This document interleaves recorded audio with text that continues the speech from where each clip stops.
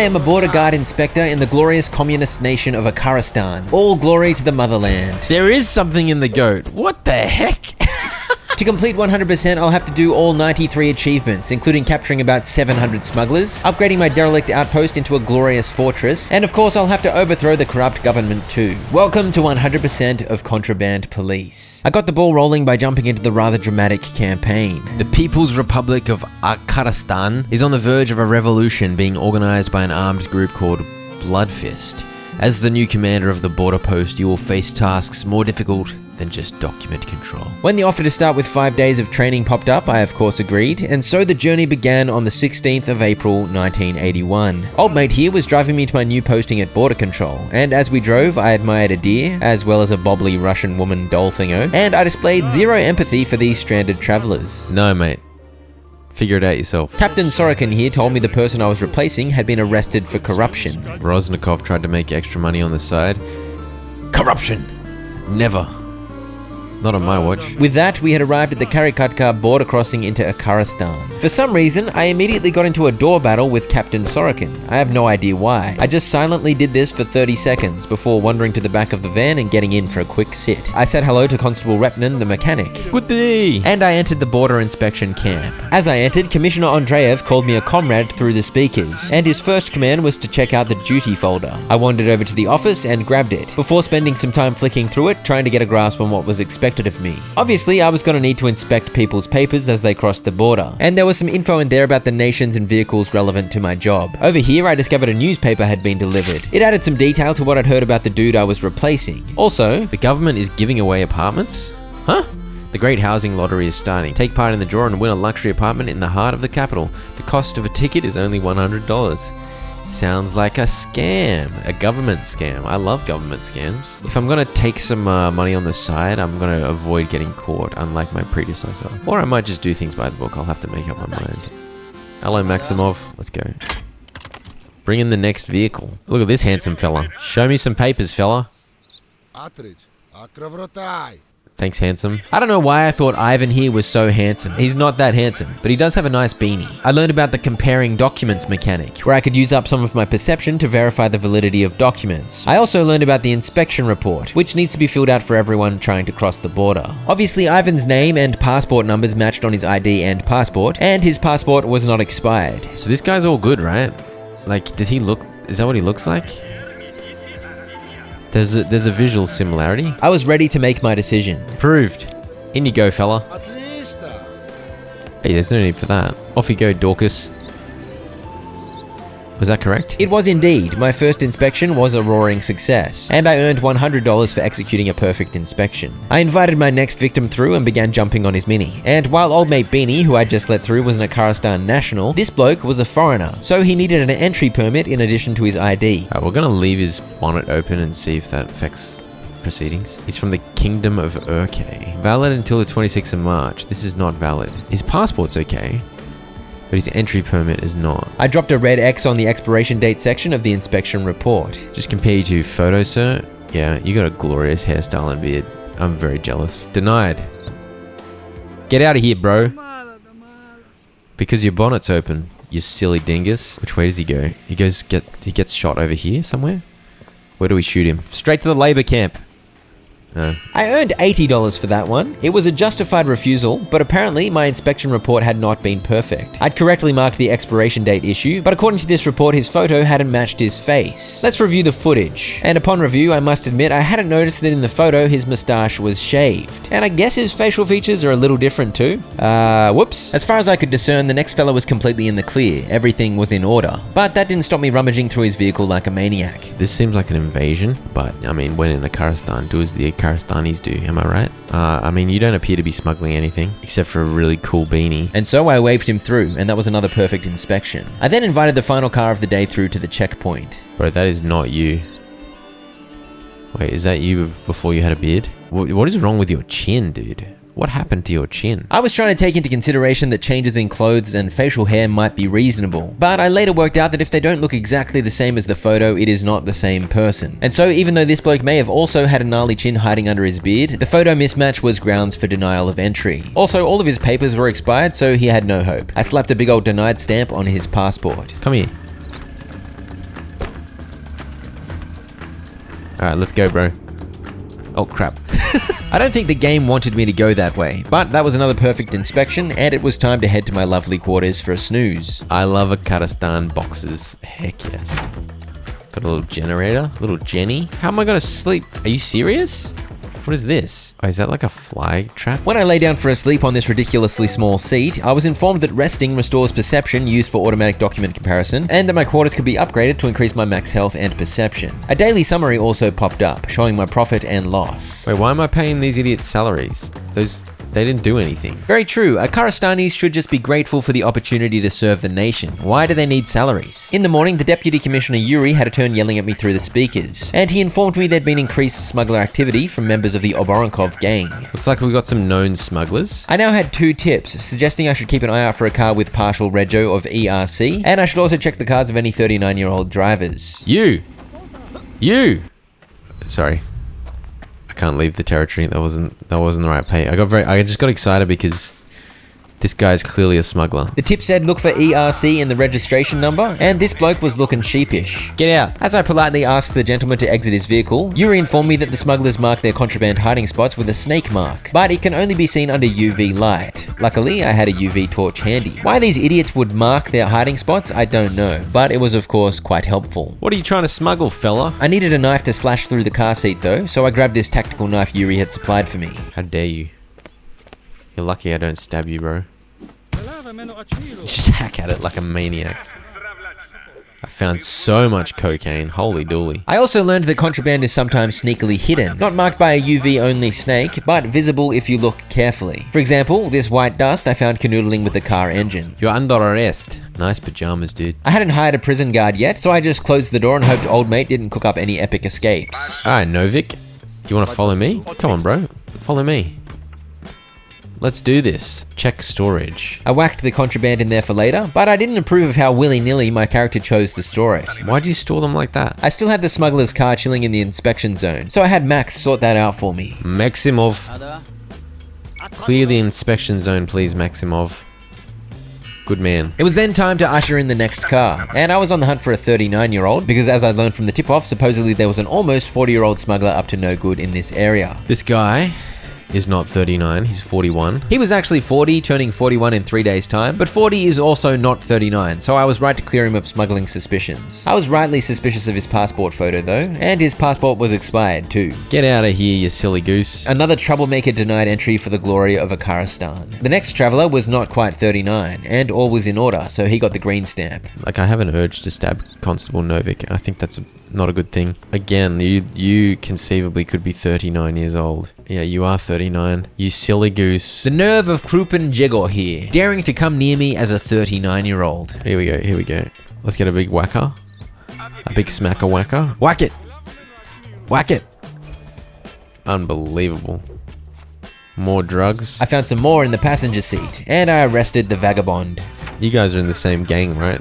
You can hang out. Move, Novik! Move! Move! You silly goose. Don't look at me like that. I told him to wait here and then he moved. That makes sense. No! I only got $80 for that inspection, rather than the $100 you get for perfection. So I think I must have missed some hidden contraband in the car, but that was another day done and dusted. In the morning, it was time to go on an adventure. So I began by shoving the prisoners into the transport. Get teleported to the car. I grabbed all the contraband and put it in the boot too. Where's my prisoners? There they are. And then it was time to get going. Am I going the right way? I have no idea. Oh, I'm going totally the wrong way. I want to visit Vlad's tools though, so we're good. Do you want to fight, bro? Do you know who I am? Ah! I'll get you deported. Oh, now you go in front of me and you drive slow? For goodness sake. Well, at least we got banging tunes on the radio. Absolutely glorious. When I drove past the sawmill, I decided I wanted to check it out. Can't open my door because there's logs in the way? Who put logs there? There was not much happening here. All the people I spoke to had nothing to say. I could have arrested them if I wanted though. I jumped back in the car and made my way to Vlad's tools. And I think I was getting way too enthusiastic about my role-playing in this game. Vlad, what's good? You're not Vlad. You're some idiot that I'll arrest. Stop looking at me like that. Here he is. How's it going, big fella? I bought a pistol and some ammo. Alright, Vlad, you better watch yourself. Oh, I think I'm holding up traffic. I can look at the map. I can look at the map without stopping. I should have figured that out earlier. Oh gosh, we're gonna go for the overtake here, I think. Get out of the way! Somehow I arrived at the labor camp without killing anyone. Welcome to the labor camp, boys. I handed my prisoners over to this guy here, and I received a juicy $200 for my efforts. Shouldn't have smuggled, you silly goose. As I drove to my next destination, I came across some old ruins, so I just had to have a squiz. Any of that good stuff here? There wasn't much to see until I found this room with a door towards the back of the area. Hello? Oh, this looks dodgy. Oh, KGP. Hey, I found 1 out of 14 KGP files. No KGP files in the outhouse. Just dropping a big turd. Nice. As soon as I got back into my car, I crashed into someone. Oi!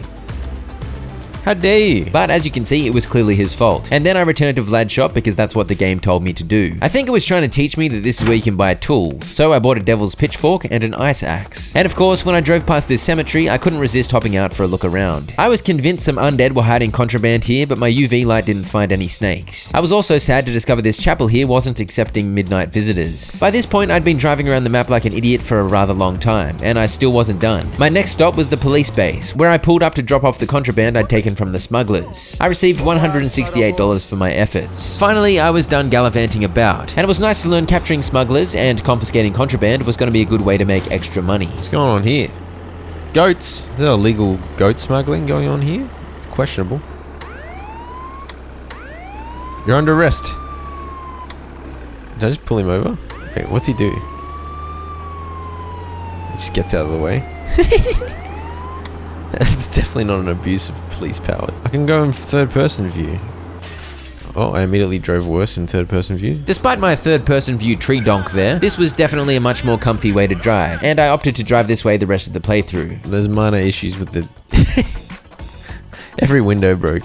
Can you please repair that? Thank you, good job. On the next day, I was introduced to a new duty, checking cargo. 2 fridges, 4 gas ranges, a toilet, 8 cement, 1 soap, and 1 chemical agent. Alright bro, calm down. Passengers with cargo are required to present a cargo list, and it was my job to check that the list matched with what was actually present in the vehicle. To do that, I whipped out my clipboard and had a look-see, making use of my lightning speed writing skills. Once I'd taken stock, I pulled up my notes, and was able to check what I jotted down against what he presented on his cargo list. Mate, it looks like you've got 1 extra cement, you silly goose. You don't have enough gas ranges, so that means in the inspection report the cargo list is not right. Everything else appeared to be in order, but the cargo list discrepancies were enough to send him away with a denial. With all these hooligans crossing the border, I wish the motherland provided me with better management tools. If only they had Odoo back in the 80s. Yes indeed, big thanks to Odoo for sponsoring this video. Odoo is an all-in-one management software that provides entrepreneurs a range of applications from invoicing to accounting to project management to inventory to website creation, and the list goes on. For example, Odoo CRM app would have been rather helpful looking after the Afghanistan border, as it's a tool designed to manage relationships with clients and potential customers. It organizes customer data cleanly. Kanban view here is a bit like my border control duty folder, as it lays out all the key info relating to your business leads so you can easily keep track and move each opportunity along the sales pipeline. It provides communication tools. All of your correspondence with customers is kept in one place, allowing easy access to the discussion history. You can save your own email templates or make use of the integration with ChatGPT to save time writing. You can easily schedule activities like to-do, calls, meetings which sync with your calendar, and you can set custom reminders to make things smoother. It also provides integrated analytics, so you can forecast and track your results. For example, you can forecast revenue or analyze performance. Tracking leads and managing opportunities with Odoo CRM app will no doubt lead to an overall improvement in customer satisfaction. And the best part, your first Odoo app is completely free for life for unlimited users. So click the link below and try Odoo today.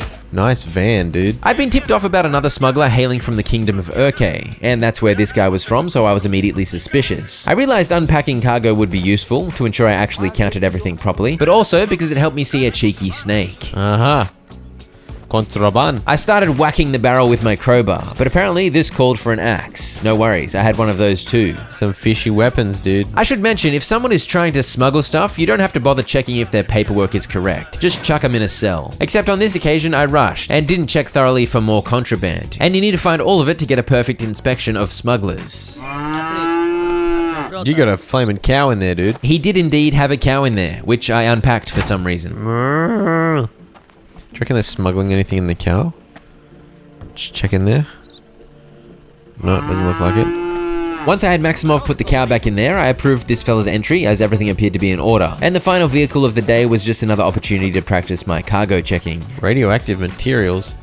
Why the heck do you have radioactive materials, you lunatic? The radioactive materials weren't the issue though. Clearly it's all good to keep some of that in a dodgy barrel as long as you declare it. The problem with this fella's cargo was that he said he had 2 fridges and 2 salt sacks, when in reality he only had 1 of each. Unacceptable. And that was another day, another dollar. On the final day of training, I encountered a driver who had stuff for sale, and was willing to purchase things too. I sold him this random pack of cigarettes, and then I rejected him on grounds that almost all of his personal info did not match. Get out of here.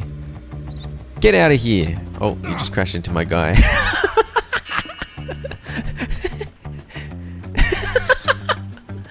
Pool. Is he dead? Oh my gosh, he just dematerialized. Based on a tip I'd received, I suspected this bloke was a smuggler, and as soon as he gave me his papers, it seemed my suspicions were proven accurate. Where's he going?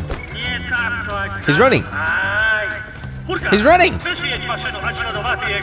Hey! I jumped in the van and gave chase, and apparently he wasn't driving very fast because before long I'd managed to catch up, and I of course rammed him. Hey! Come back here! I caught up again, and as we arrived at the sawmill, I managed to bump him off the road and trap him, at which point he gave up. You! Should I shoot him? You're under arrest. I left the random truck in the middle of the road for Maximov to pick up later, and when I got back to base, I realized I'd completely forgotten something. Oh, I was supposed to get this contraband out of the car once I caught him. And today's drama didn't stop there. The phone was ringing, so I headed into the office to pick it up. The dispatcher informed me they'd lost contact with Sergeant Gavrilov's brigade, who had been on the trail of the Bloodfist rebels near the sawmill. So we jumped in the van and I let loose the siren, and before long I was back at the sawmill. What's going on here? The captain here immediately discerned that Sergeant Gavrilov was a traitor to Akaristan, as he appeared to be dealing with the rebels. He also suggested we run and inform the inspector, except this happened. Oh dear. Alright, that's how it is, huh? I'm dead. Where do you come from? What? Bro, how much? I was surrounded straight away. Was I supposed to survive that? I'm not an FPS player, bro. You can't do me like that. I thought I was going to be checking papers. Oh, I'm alive. After being shot a mere 32 times, I was of course still alive. And Yuri's flawless CPR, which he began administering while I was making eye contact with him, saved my life. Convinced of your death, the rebels escape the sawmill. After an hour, the concerned commissioner sends his deputy with a backup brigade to the place. The wound on your head turns out to be superficial. Okay. Unfortunately, Comrade Sorokin was not so lucky. Yeah, he got shot straight in the head. Complete the 5-day border guard training. We got an achievement. Let's go. From now on, I was on my own. Putting the facility in debt will result in immediate discharge. Okay, I can't go into debt. And so began Chapter 2, Fake Help, and Day 1 of the campaign proper. A humanitarian organization from the Kingdom of Urke has been caught supporting our nation's enemies. As a consequence of this betrayal, I had been ordered to carry out a commodity embargo on the Kingdom of Urke. Basically, no one from that nation was allowed to bring cargo in. I also had tips about 3 new smugglers to look out for. A 40-year-old, Rego IWQ, someone with flat tires, 1 flat tire, alright. There was a yellow exclamation mark above the computer in the office, so I gave that a look. This is where you can spend your money to upgrade buildings, hire or promote staff, and buy or upgrade vehicles. I spent some time reading the backstories of my personnel, and I couldn't help but feel this game was making some clear statements about a union that may or may not have gotten up to mischief in the 20th century. Wounded in anti-government riots by the police. Parents arrested for insulting authorities. He won the state housing lottery, but the house he got was crap, so it collapsed and killed his whole family. I decided to spend $600 upgrading my lodging, which earned me an achievement. That's a double chicken. And then it was time to get to work. His cargo list says he's got 3 chickens. He's only got 2 chickens. I feel like I want to shake him down. Bro, where's your 3rd chicken, you liar? Jakub Simonos? Jakub can't count chickens. But even worse than that, his passport numbers didn't match. And since he was from the Kingdom of Urke, he wasn't allowed to enter with cargo in any case. So I marked a red X next to entry regulations as well. If your queen didn't betray my nation, I still wouldn't let you in because you don't have enough chickens. And so I was off to a wonderful start to the campaign with a perfectly executed inspection. Now, it'd probably be a bit tedious if I gave you every detail of every inspection, so from now on I'll try to stick to the important bits, and the funny bits. For example, if anyone else can't count chickens, I'll definitely include that in the story because that is hilarious stuff. Ignat Vasiljev. I mean, you don't even have any cargo. You're good to go, bro. You're a clean-cut gentleman. You get a window cracked? I don't trust your cracked window, dude. I don't know if it had anything to do with the cracked window, but he was indeed unworthy of trust. His passport was expired. He was also from the Kingdom of Urke, but he had no cargo, so that didn't warrant a red X next to entry regulations. Either way, I sent his comically tiny car on its way. Are you 40? You're not 40 either. I don't think any of these smugglers came, unless there's a flat tire. No flat tire. It's true, there were no smugglers today, but there were 2 piggies. And this bloke was from Urke, so his swine-tastic cargo was not permitted. Get that bacon out of here. That made 4 perfect inspections for the day, and I earned 2 achievements. 1 for performing 20 correct inspections, and 1 for a day of perfect inspections. I then loaded up my van with prisoners and contraband and headed out. Before I left, I gave Max $50 to fix all the windows I'd broken. As I drove, I was ambushed by 4 hooligans from the Oborenkov gang, so I got out of my car, took cover, and showed off my impeccable aim. I had extra health from upgrading my lodgings, and I didn't seem to take much damage despite getting hit a few times, so I was victorious, no worries. I earned $70 for defeating them, and I of course looted their bodies too. They drop stuff that I can sell as well. That's not bad. So I'd gotten more than I'd bargained for on this drive, and as I continued, I got even more. A big old tree had fallen across the road. I chopped it with my axe to clear the way, and from there my drive to the labor camp was uneventful, and I earned $200 for transferring the 2 prisoners into their new life of hard labor. On my way back to base, I stopped off at the Drunken Bear Inn. What's the deal at the Drunken Bear Inn? Can I ride this bike? I was on the lookout for more KGP files, but I think I was a bit hopeful trying to find one in the rubbish-filled car park. And I explored the grounds next to the inn a little bit too, before making my way into this fine establishment. I discovered I was able to sell the cigarettes and vodka I'd looted from the corpse, and there were a few people hanging out here, but I didn't have time to chat as it was getting rather late. And I should mention, it's a bit of a slog getting around the place. The drive home took me about a minute and a half. When I arrived, I admired my new abode. Oh, this is luxury. Look at this. Beautiful. The first vehicle to come through in the morning had a flat tire. I'm inclined to not to trust you, mister. I'd been warned not to trust a dingus with 1 flat tire, and just as well, because what's this in the fridge? And what's this in the cement? Oh, one in the flaming oven as well.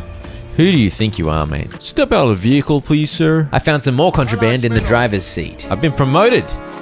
Inspection reward increased. From now on, you can call Vlad to come with his tools. Who's Vlad? Oh, more? Apparently the various tasks I've been doing have been granting experience, hence the promotion. Also, I'd like to mention Novik, who was run over a few days ago, had miraculously reappeared. I arrested the smuggler and shoved him into the cell before having Maximov get rid of his vehicle. Maximov, you are the best at cleaning up. Alright, that's a perfect inspection, I think. Let's check out the summary. I only found 5 out of 8. Bro, I suck. What? There was one in the front bumper, under the dashboard, and in the engine. Bro, I need to pay more attention. I gotta get better at finding the contraband. That's a terrible effort. Because I'd been promoted, I still earned $100 despite the lack of perfection, so that was nice. But I did indeed need to up my game for the glory of Akaristan. By this point, I'd stopped using perception to automatically check people's info, because I figured since I have eyes, I could just check using those. In this particular instance, my eyes correctly discerned that this fellow was squeaky clean and free to enter. I got $100 for a great inspection. I get $130 for a perfect, okay. We're making money now, bro. What am I looking for? IWQ. No, you are not 40. You're an old fella. You got detergent. You're from Urke though, so you're immediately not allowed. Not only that, he'd also miscounted his detergent. You'd miscounted your detergent, you idiot. So you're off. We're under attack. From where? Hey. Where are you going? Dude, what the heck is going on? An army of men from Oborenkov's gang was attacking us, so I took cover and popped off with my pistol. Fortunately, I had plenty of ammo, so I was able to keep shooting non-stop while taking cover to reload. I think my 3 staff members were shooting from somewhere behind me too. It was 30 seconds of assault, and once I'd cleaned up all the enemies, the defense was successful, and I earned $300 and an achievement. Okay, the factions are Oborenkov's gang. They're involved in smuggling, arms dealing, and kidnapping for ransom. They are in constant conflict with the Contraband Police. Then there's the Blood Fist, anti-government resistant movement led by Mikhail Garin. You know what? The government seems dodgy, so I'm kinda on the Blood Fist side. Not gonna lie. Their goal is to liberate Akaristan from the hands of the communists. Over the past few years, they've successfully penetrated deep into state authorities, okay? And then it was time to loot up a storm, because more loot, of course, means more profit. I shoved it all in the warehouse to sell later. Then it was back to business. The next car through didn't have papers up to scratch, but I was able to sell him some random stuff before denying him entry. And the final car held a baldy whose papers were also all over the place, so that was another easy denial to round out a crazy day. I mean, Novik's my guy, so let's give Novik an upgrade. Heck yes, Corporal. Novik, are you ready to talk to me, bro? Yes. Today marks the 10th anniversary of Uncle Ivan's death. Oh, rest in peace. Novik offered up some more of his story because I'd promoted him. His uncle Ivan had told him his parents had been abducted and beaten to death by the KGP, all because someone informed on them. Apparently he knew the informant's name. Perhaps he'd share it with me if I promoted him again. One downside to getting upgrades was my daily costs went up, as reflected in the daily summary. Prison break? What? Well, wasn't it flamin' locked? Go on then, Moscovich. You handsome rooster. Make sure that doesn't happen again, dingus. After the escape, the prison guard was clearly an essential hire, and I figured promoting Novik and giving him better equipment and weapons would be useful the next time a firefight broke out. But considering the cost of daily upkeep, I decided to be very selective in my spending from now on. The first truck of day 8 had a suspicious number plate, so I got busy looking for contraband. And I'd been disappointed by how much contraband I missed from the previous smugglers, so I was trying to be very thorough. I found quite a few cigarette packs, and when I felt I'd checked absolutely everywhere, I arrested the culprit, stashed the contraband, and had Maximov get rid of the car as I eagerly awaited my inspection audit. Yes, I think it was perfect. 5 out of 5, yes. Yes, good job. This guy from the Kingdom of Urke was trying to bring cargo in, and due to recent geopolitical events, denied. You got 3 toilets? I respect that. Alas, old mate Triple Toilet here was denied for the same reason. Also, apparently his name had been wrong on one of his docs and I'd been too dumb to notice. So maybe I should have kept using the auto check thingo. The next bloke was squeaky clean, so he got the green. And it was nice to not ruin someone's day for once. The final bloke's moustache was much too powerful, and not at all like his passport photo, so he wrapped up the day for me with a big old denial. And I went to bed for an early night. However, I was awoken before morning to receive a call. The traitor Gavrilov, who'd nearly killed me not long back, had been found. For some reason, a different car was available, but I didn't argue. I just hopped in and headed to Vlad's store. Gavrilov was getting back into his car as I arrived, so I backed off to give him some space, and once he drove off, I followed at a discreet distance. Which honestly didn't feel very discreet, but whatever. The goal here was to follow him to his hideout. When I got too close, a thing popped up telling me Gavrilov was suspicious, so I tried to keep my distance. He eventually stopped on the side of this dirt road and continued on foot, so I hopped out and stalked him through the trees. Oh, a little path. What are you up to?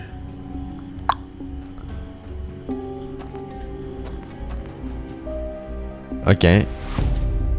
Game lost. Yeah, so in theory, when stalking someone, you should probably avoid standing in plain sight, in case they just turn around. The next time, I hid behind this disgrace of a car so that when he did his little spin around and check maneuver, I was out of sight. He soon moved on, but after walking about 30 meters, he went for another spin. But this time, an absolutely enormous log was available for me to hide behind. And so I successfully tracked him all the way to a cabin in the woods, which he entered. And it was time for me to confront him. So in I went, pistol up, ready for anything. But old mate was just chilling. Got any KGB files? I sat down with Gavrilov for a chat, and he offered up some compelling arguments against the leader of Akaristan. I know you've been here for a short time and you don't know the whole truth. This tyrant Akarov gets rid of everyone who strives for freedom and democracy. Opposition leader Mikhail Garin barely survived after how they tried to poison him. The Blood Fist group he established will do anything to stop this criminal deal.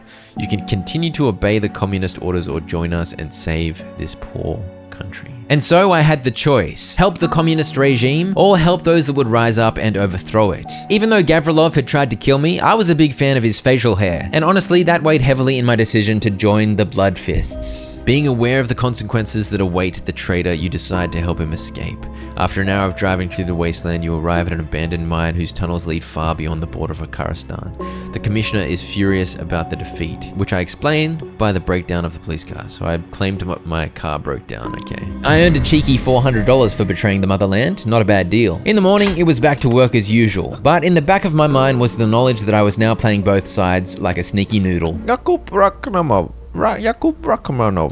was all clear, so I waved him through for a perfect inspection. Selim Panosyan. Selim was likewise squeaky clean, 2 perfect inspections in a row. What about you, fella? Are you gonna be the dodgy one? Oh yeah, you just turned 40 today. My final smuggler tip-off for Chapter 2 had me keeping an eye out for a 40-year-old, and sure enough... Contraband. He's offering me a bribe. I thought about it. A cheeky $450 wasn't too bad. After deliberating for a few seconds, I almost took it, but I guess he took my inaction as refusal because he pulled back the money and the opportunity was gone. Guess I'm not taking the bribe. Yeah, I guess that dude is destined for the labor camp. I of course hunted down all the contraband I could first. Another perfect inspection. Pavel Zubkov? Mr. Zubi here had multiple issues. Denied for another perfect inspection. And with one last denial due to some paperwork mismatches, I pulled off 5 perfects in a row. To round out the day, an intervention mission popped up. A mission that I chose to accept. Apparently a Boronkov's gang was about to attack the police base, so I drove over there to lend my gun to the defense. 20 gang members were attacking, so I popped off with my pea shooter and tried to get better at landing headshots. Oh, is that a grenade?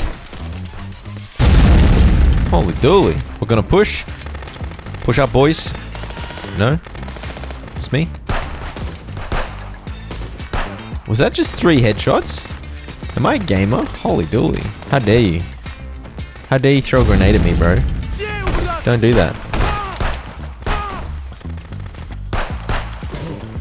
Oh, got him. It's a shame I ruined my gamer status by missing a bunch of shots at close range at the end there, but what are you gonna do? I received a juicy $800 for a job well done, and I had a bunch of loot to collect, so taking on this intervention was clearly worth my while. I'd brought as much contraband with me as possible because I figured I might as well hand it over to the police while I was here. So after doing that and earning a decent $168, I got back to looting. I was pleased to find a bunch of the fallen had money for me to pocket, and eventually it was time to go. What? Oh, what? What?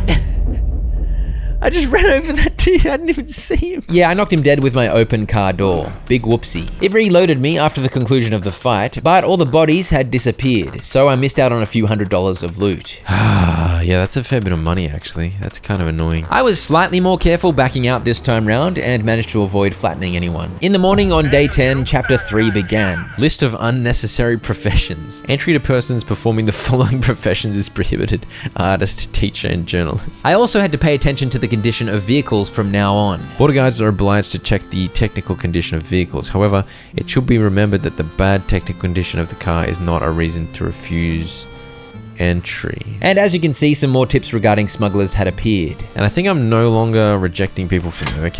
Yes, indeed. The newspaper explained that the Queen of Urk had apologized, so we were no longer rejecting cargo from the Kingdom of Urk. Instead, we were rejecting professions that are useless to the motherland, such as journos, artists, and gaming YouTubers. He's a lumberjack. So now I've got multiple cards to look at. Okay. Ismail Bold. Between the passport, entry permit, employment card, and cargo list, I had a lot of papers to check now. But this first fella, he was all good. Everything was in order, and his profession was sufficiently noble. We got plenty of room for lumberjacks, mate. In you go. Thank you, Ismail. The next goober was just visiting according to his entry permit, so he didn't have an employment card for me to check. Oh, I need to check vehicle damage. I forgot about that. Oops. Flat tires, broken windows, broken lights, missing mirrors, missing bumpers, defected bodywork. Yeah, I'd totally forgotten to check out the first car, so I was lucky to get a perfect inspection. But as I circled this white car checking for any defects, I began to realize that my job had just become a heck of a lot more finicky. The things I had to inspect had pretty much doubled. Has this got defected bodywork because it's absolutely scratched up? I don't know. Alright, I think you're good to go, bro. Oh no, that was wrong. No, no, no, no, no. No, no, no, no, no. Change of plans. Should I shoot him? I had tunnel visioned on the condition of his car, and when I concluded it was undamaged, I had a conniption and approved his entry even though his passport was expired. I considered giving chase, but I hesitated too long and he was gone. Oh dear. I don't know why I pressed approved. It's like a brain fade. Oh well, that was a net loss of $260, but it is what it is. The next fella had an absolute disgrace of a car. Got dodgy bodywork, missing mirror. I didn't have to deny him entry due to the vehicle damage, but to get a perfect inspection, I did need to record any damage accurately. So many things to check now, you know? Fikret Jodov, he's a mechanic. It's a bit ironic that a mechanic is driving a complete bomb, but you never know, maybe it's got a pristine engine in there. I correctly approved his entry, but my inspection was not perfect. It was only great. He had a flat tire and a broken window. I thought I had a quick look, but I didn't even notice, man. Okay, I gotta be more thorough. Yeah, I wasn't having a great day so far. I think my attention to detail may have been somewhat lacking, which doesn't go down well in a job like this. Oh, this guy's a journalist? Not getting through on regulation standards. Missing one mirror. He's missing a bumper, isn't he? Is he missing a bumper from the back too? I think he is. There should be bumpers on both. Any broken lights? I think his windows are good. Missing mirrors, defected bodywork. Broken windows, flat tires? I don't think so. I don't know why I was so bamboozled about the bumpers. Clearly he had no bumpers. But anyway, I denied him entry due to some paperwork errors and because he's a journalist. You may not report on the wonderful living conditions in Kazakhstan, my friend. Get out of here. But when the audit came through, I did not get a perfect score. I missed something? What did I miss, dude? I had a broken window? Where? I didn't notice any broken windows. This guy's got a glorious car. I like your car, dude. Beautiful. I got busy with the usual inspection routine, noting that his employment card was out of date. Also, he had an inanimate goat. And then I belatedly realized he was 47 years old. And I'd been tipped off about a 47-year-old smuggler. I destroyed a window? How? With one final slash of the roof bullets, I earned enough experience to receive another promotion. From now on, you can call the prison van to take your prisoners in the contraband. Oh, hell yeah. I can call the prison van. I don't have to take it myself. I don't think there's any... Unless there's something in the goat. There is something in the goat. What the heck? I thought it was a real goat for a sec, and I'm like, what is going on? I should have kind of known it was a fake goat because it's standing perfectly still. Well, you're under arrest. With that, my little cell here was full up with 3 prisoners. I could have upgraded the prison to make more room, but I decided to spend $500 to call the police van. And now that I've been promoted a couple of times, each prisoner I handed over was $160, so that was $480 total. And I gave him all the contraband I had piled up too, for a further $362. Oh well, I made profit off that. If I'd driven it myself, I would have made more profit, but I couldn't be bothered, you know? Yeah, actually this time, let's upgrade the warehouse. Bigger warehouse, okay. I'll upgrade the prison when I need to. What I'll do is I'll upgrade the warehouse and the prison, be able to fit 75 bits of contraband. It looks like maybe 7 prisoners, and then once it's full, I'll call the prison thing. Also, some hate mail appeared. You communist trash. Because of you, my family barely made it out alive. When the bandits found out that I would not pay the money back on time, they set fire to our house and killed the dog. I've asked you for so little, but of course you must abide by these heartless rules. I hope you are met by a similar fate. I think someone must have begged me to let him through. Honestly, I wasn't paying attention to what any of the drivers said, so I have no idea. But obviously, I didn't grant this guy entry. And as a result, his house was burned down and his dog was killed. Sorry, mate, but I was just doing my job. Maybe don't get into debt with bandits. Maybe get your paperwork in order before you try to cross the border. Maybe try and be born into more privileged circumstances next time. Maybe get a fireproof house. That is outrageous about the dog though. Very poor form from the bandits. Anyway, day 11. First bloke, journo, denied. Perfect inspection. $160 for that, thanks to my recent promotion. Second bloke, flat tire alert. Also, an intervention mission popped up, but I assumed the alert would stay there until I accepted it, so I decided to finish off this inspection first. The alert did not stay there. It disappeared and I missed out on a mission. Whoops. This guy was all good, except... I just realized you're a journalist. Denied. But that was not a perfect. He had broken lights. Bro, I hate having to check the car. I suck at checking the car. Calm down, buddy. It's gonna be okay. The next fella's number plate gave him away as a smuggler, so I got busy finding contraband. He wants to bribe me? Go on then. Am I gonna get in trouble? How much trouble am I gonna get in? I got in a fair bit of trouble. So he bribed me 500, but then I lost 640. How do I not get caught? I got an achievement though. Alright, buy the book, buy the book. Seems impossible not to get caught. Yes, indeed. Apparently taking a bribe was all risk and no reward. One broken rear light. Okay. Yeah, I'm gonna have to be way more methodical with this. Tires and bodywork, and it looks fine. Windows look fine.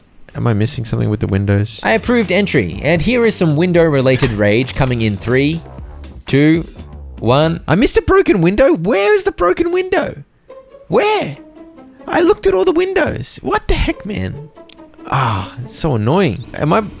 Do I have brain damage? How am I missing all these windows? Missing a bumper. Mirror's good. Tires. 2 flat tires. Can I ever get this crap right, bro? Seriously. Lights. 1 broken light. 1 broken light. Bodywork is fine. Windows. Seriously, I get the windows wrong every time. I've looked at all the windows here. If I have missed something on your car... Oh, I didn't check his photo. Crap. Please tell me that the photo was fine. The checklist is too long, bro. That's why I should actually pull up the checklist and...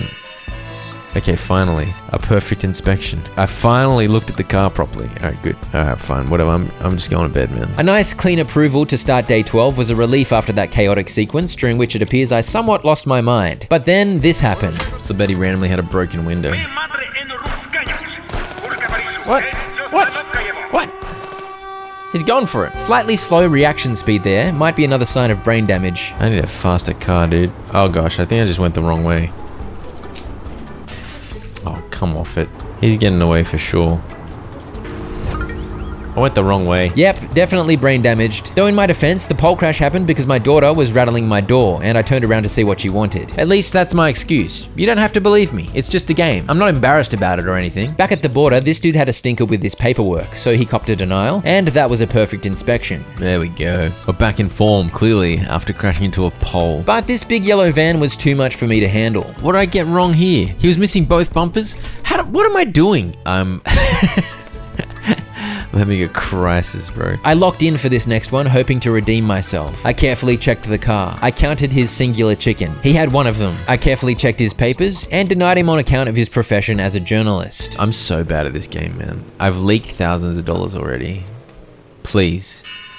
Okay, we got that one correct. Thank goodness. That night, I was awoken by an attack on the outpost. It was the same deal as last time, except instead of roughly 35 seconds of assault, it was 70 seconds, which I guess meant roughly twice the enemies showed up. I fortunately had over 100 ammo to chew through, so all was well. But I used over half of that, so I figured I should at the very least restock my ammo before next time. But a weapon upgrade wouldn't hurt either. Ultimately though, these outpost defense shenanigans felt like free money, as I earned $500 and a bunch of loot. And the change of pace was nice too, because a bit of action is welcome after a long day inspecting vehicles. On day 13, chapter 4 began. Great cleanups. Alright, we're no longer keeping our journos. We're now preparing for the Olympics. In connection with the ongoing preparations for the Olympic Games, new guidelines for crossing the country's border have been introduced. Vehicles with more than 3 technical defects will be prohibited from entering. It looks pretty bad when the houses you give to your citizens collapse and kill them, but definitely looks a lot worse when there are defects in your cars. We got a new one here. As of April 28, 1981, visitors are required to present a vehicle rego document. Any errors in the document? Okay, so there's gonna be an extra document now. Wait, what's this?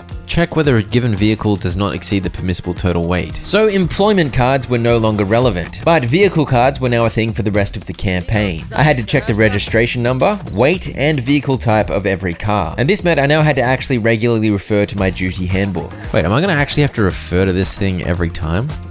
ASRV. This is an ASRV. This is not an ASRV. You dirty liar. The vehicle weight's fine. The rego... Alright.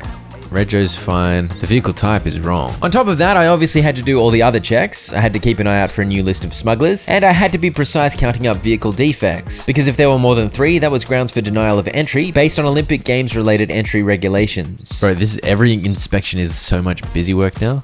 Missing a mirror. I can see 2 broken windows. Does that count as 1 broken tire or 2 broken tires? I'm gonna guess 1. 6 defects if I count it correctly, so that means you can't come in. Your car's too shabby for the Olympics. Is that everything? I don't know. It's getting so complicated, bro. Was that correct? It was nowhere near correct? Oh, his entry permit was expired and he was only missing 1 bumper? Really? Bamboozled by the rear bumper. What a dingoose. Up until this point, I'd been a little bit willy-nilly in the structure of my inspections, but with the sheer number of stuff I had to check now, I began being a little bit more systematic to help avoid stupid mistakes. It's not the most exciting gameplay. I basically just tried to do my job properly for once, with particular emphasis on checking the vehicle cards, as that was the new bit I had to learn. He's from United Raleigh though, so he could be smuggling. He wasn't smuggling, and I gave him the stamp of approval. Now, we gotta be thorough. We gotta be thorough. Famous last words? Let's see. 2 minutes and 52 seconds later. I think that's it. You're denied on a few grounds. I think I'm going too slow, bro. The day's gonna end. But it was time well spent. Another perfect inspection. I had a rhythm now, and nothing could go wrong. Surely. It was a justified refusal, but it wasn't perfect again. He had a broken window? Where? Oh, not the flamin' broken window again, for goodness sake. This guy had a big grey van. I had a smuggler tip about a grey vehicle, and yes indeed. And when I began slashing, he began running for it on foot like an absolute maniac. He's running for it. He's running for it. He's got legs, bro. Should I run him over? Dude, how fast is this guy? Run him over!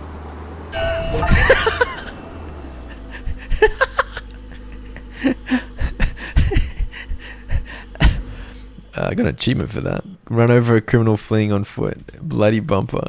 Yeah, baby. I stole the toilet paper from his dead body to add insult to injury. I returned to the outpost and finished ripping the contraband out of that hooligan's van, except I missed 3 hiding spots. Front grille, engine, between the front seats. Dude, I'm so bad at being thorough in this game. Honestly, I felt like this game was exposing my weaknesses a little too starkly, and I'm not sure I'm entirely comfortable with that. All my big fails are making me sad. Missing 1 bumper. It's a smuggler. Just then, I received a call informing me a corpse had been found at the Drunken Bear Inn, and I was tasked with heading over there to investigate. So I left the smuggler standing there, and off I went. I spoke to the Sarge out front, and he told me the body was found by the cleaner out the back of the building, and that the 6 people that were here at the time of the murder were being held as suspects. I began by checking out the dead body. Appears to be dead. I picked up a watch with the initials VM on it off the corpse, and using my UV light, I was able to follow the murderer's footsteps over here, where I picked up the murder weapon, a kitchen knife. This fella's name here was Vasil Morin, initials VM. So I spoke to him and he told me the victim Oleg had won the watch off him in a game of cards. This guy Timur tried to throw sus at the cleaner. The cleaner told me the guy with the beret had a fight with the dead guy. That'd be because the dead guy won his favorite watch playing cards. This bloke Jegor told me the dead guy had owed him money, and this guy tried to blame Jegor for the murder. Suspicion seemed to be flowing to the cleaner, Timur, Jegor the baldy, and VM the watch lover. So I told the Sarge to release the other two, and then there were 4 suspects left. I had a look at the table where the guests had been partying, and I continued questioning the remaining men. Jegor said he passed out drunk for most of the evening, and VM here confirmed that it was true, and said just he and Nikita had been left hanging at the table. Meanwhile, Timur was still trying to throw sus at the cleaner, but the cleaner threw it right back at him. I think it's either Timur or the cleaner. And then there were 2. I was now able to enter this back storage area, and it would have been handy to get in here when I first arrived because I found a metaphorical smoking gun immediately. KGP files. Hey! That is not the metaphorical smoking gun, this is. A letter from Timur saying he will kill Oleg, addressed to his commander. Why on earth would someone write this down? How did it end up on the floor in the storeroom? This might be the worst crime mystery story ever told, but you gotta love it. You've also gotta love my pronunciation of all the names. And this is when I realized siding with the Blood Fists wasn't necessarily the moral high road, even when compared to working for the tyrannical government. This guy killed the snitch on the behalf of the Blood Fists. We're going to cover it up. The evidence you presented clearly points to the perpetrator of the murder. When Sergeant Baikov handcuffs the cleaner, the Tier 1 tries to influence your decision. He faces a long and hard sentence, but you know it's necessary for the good of the rebellion. Oh dear, that's a hard one. But you gotta do what you gotta do. Anyway, we'll continue searching this guy's car. My knife broke when trying to open this cement, so I called Ivan and paid him $200 to bring his van, from which I bought a knife and a rifle, plus some rifle ammo. I then got back to work. As usual, I managed to miss 2 contraband hiding spots. The next guy was all clear, approved. The guy after that had several paperwork issues, denied. The fella in the little green car was pristine green, all clean, approved. The final truck here had so much flamin' hay. How about that? You have 3 defects, which is not more than 3. I don't think I checked his windows. Were his windows okay? Oh, for goodness sake. I didn't even check the audit. I just gave up and went to bed. So I'm not entirely sure what I got wrong. But he probably did have a broken window, which means he had 4 defects, which is more than 3, which meant I should have denied him because of the Olympic Games. Photo's wrong, cargo's wrong, vehicle type is wrong, retro is wrong. He's got 2 broken mirrors. Am I missing anything? Can I redeem myself with the first inspection of day 15? Yes, it was perfect. Yeah, I got promoted. I haven't even looked at my new gun, by the way.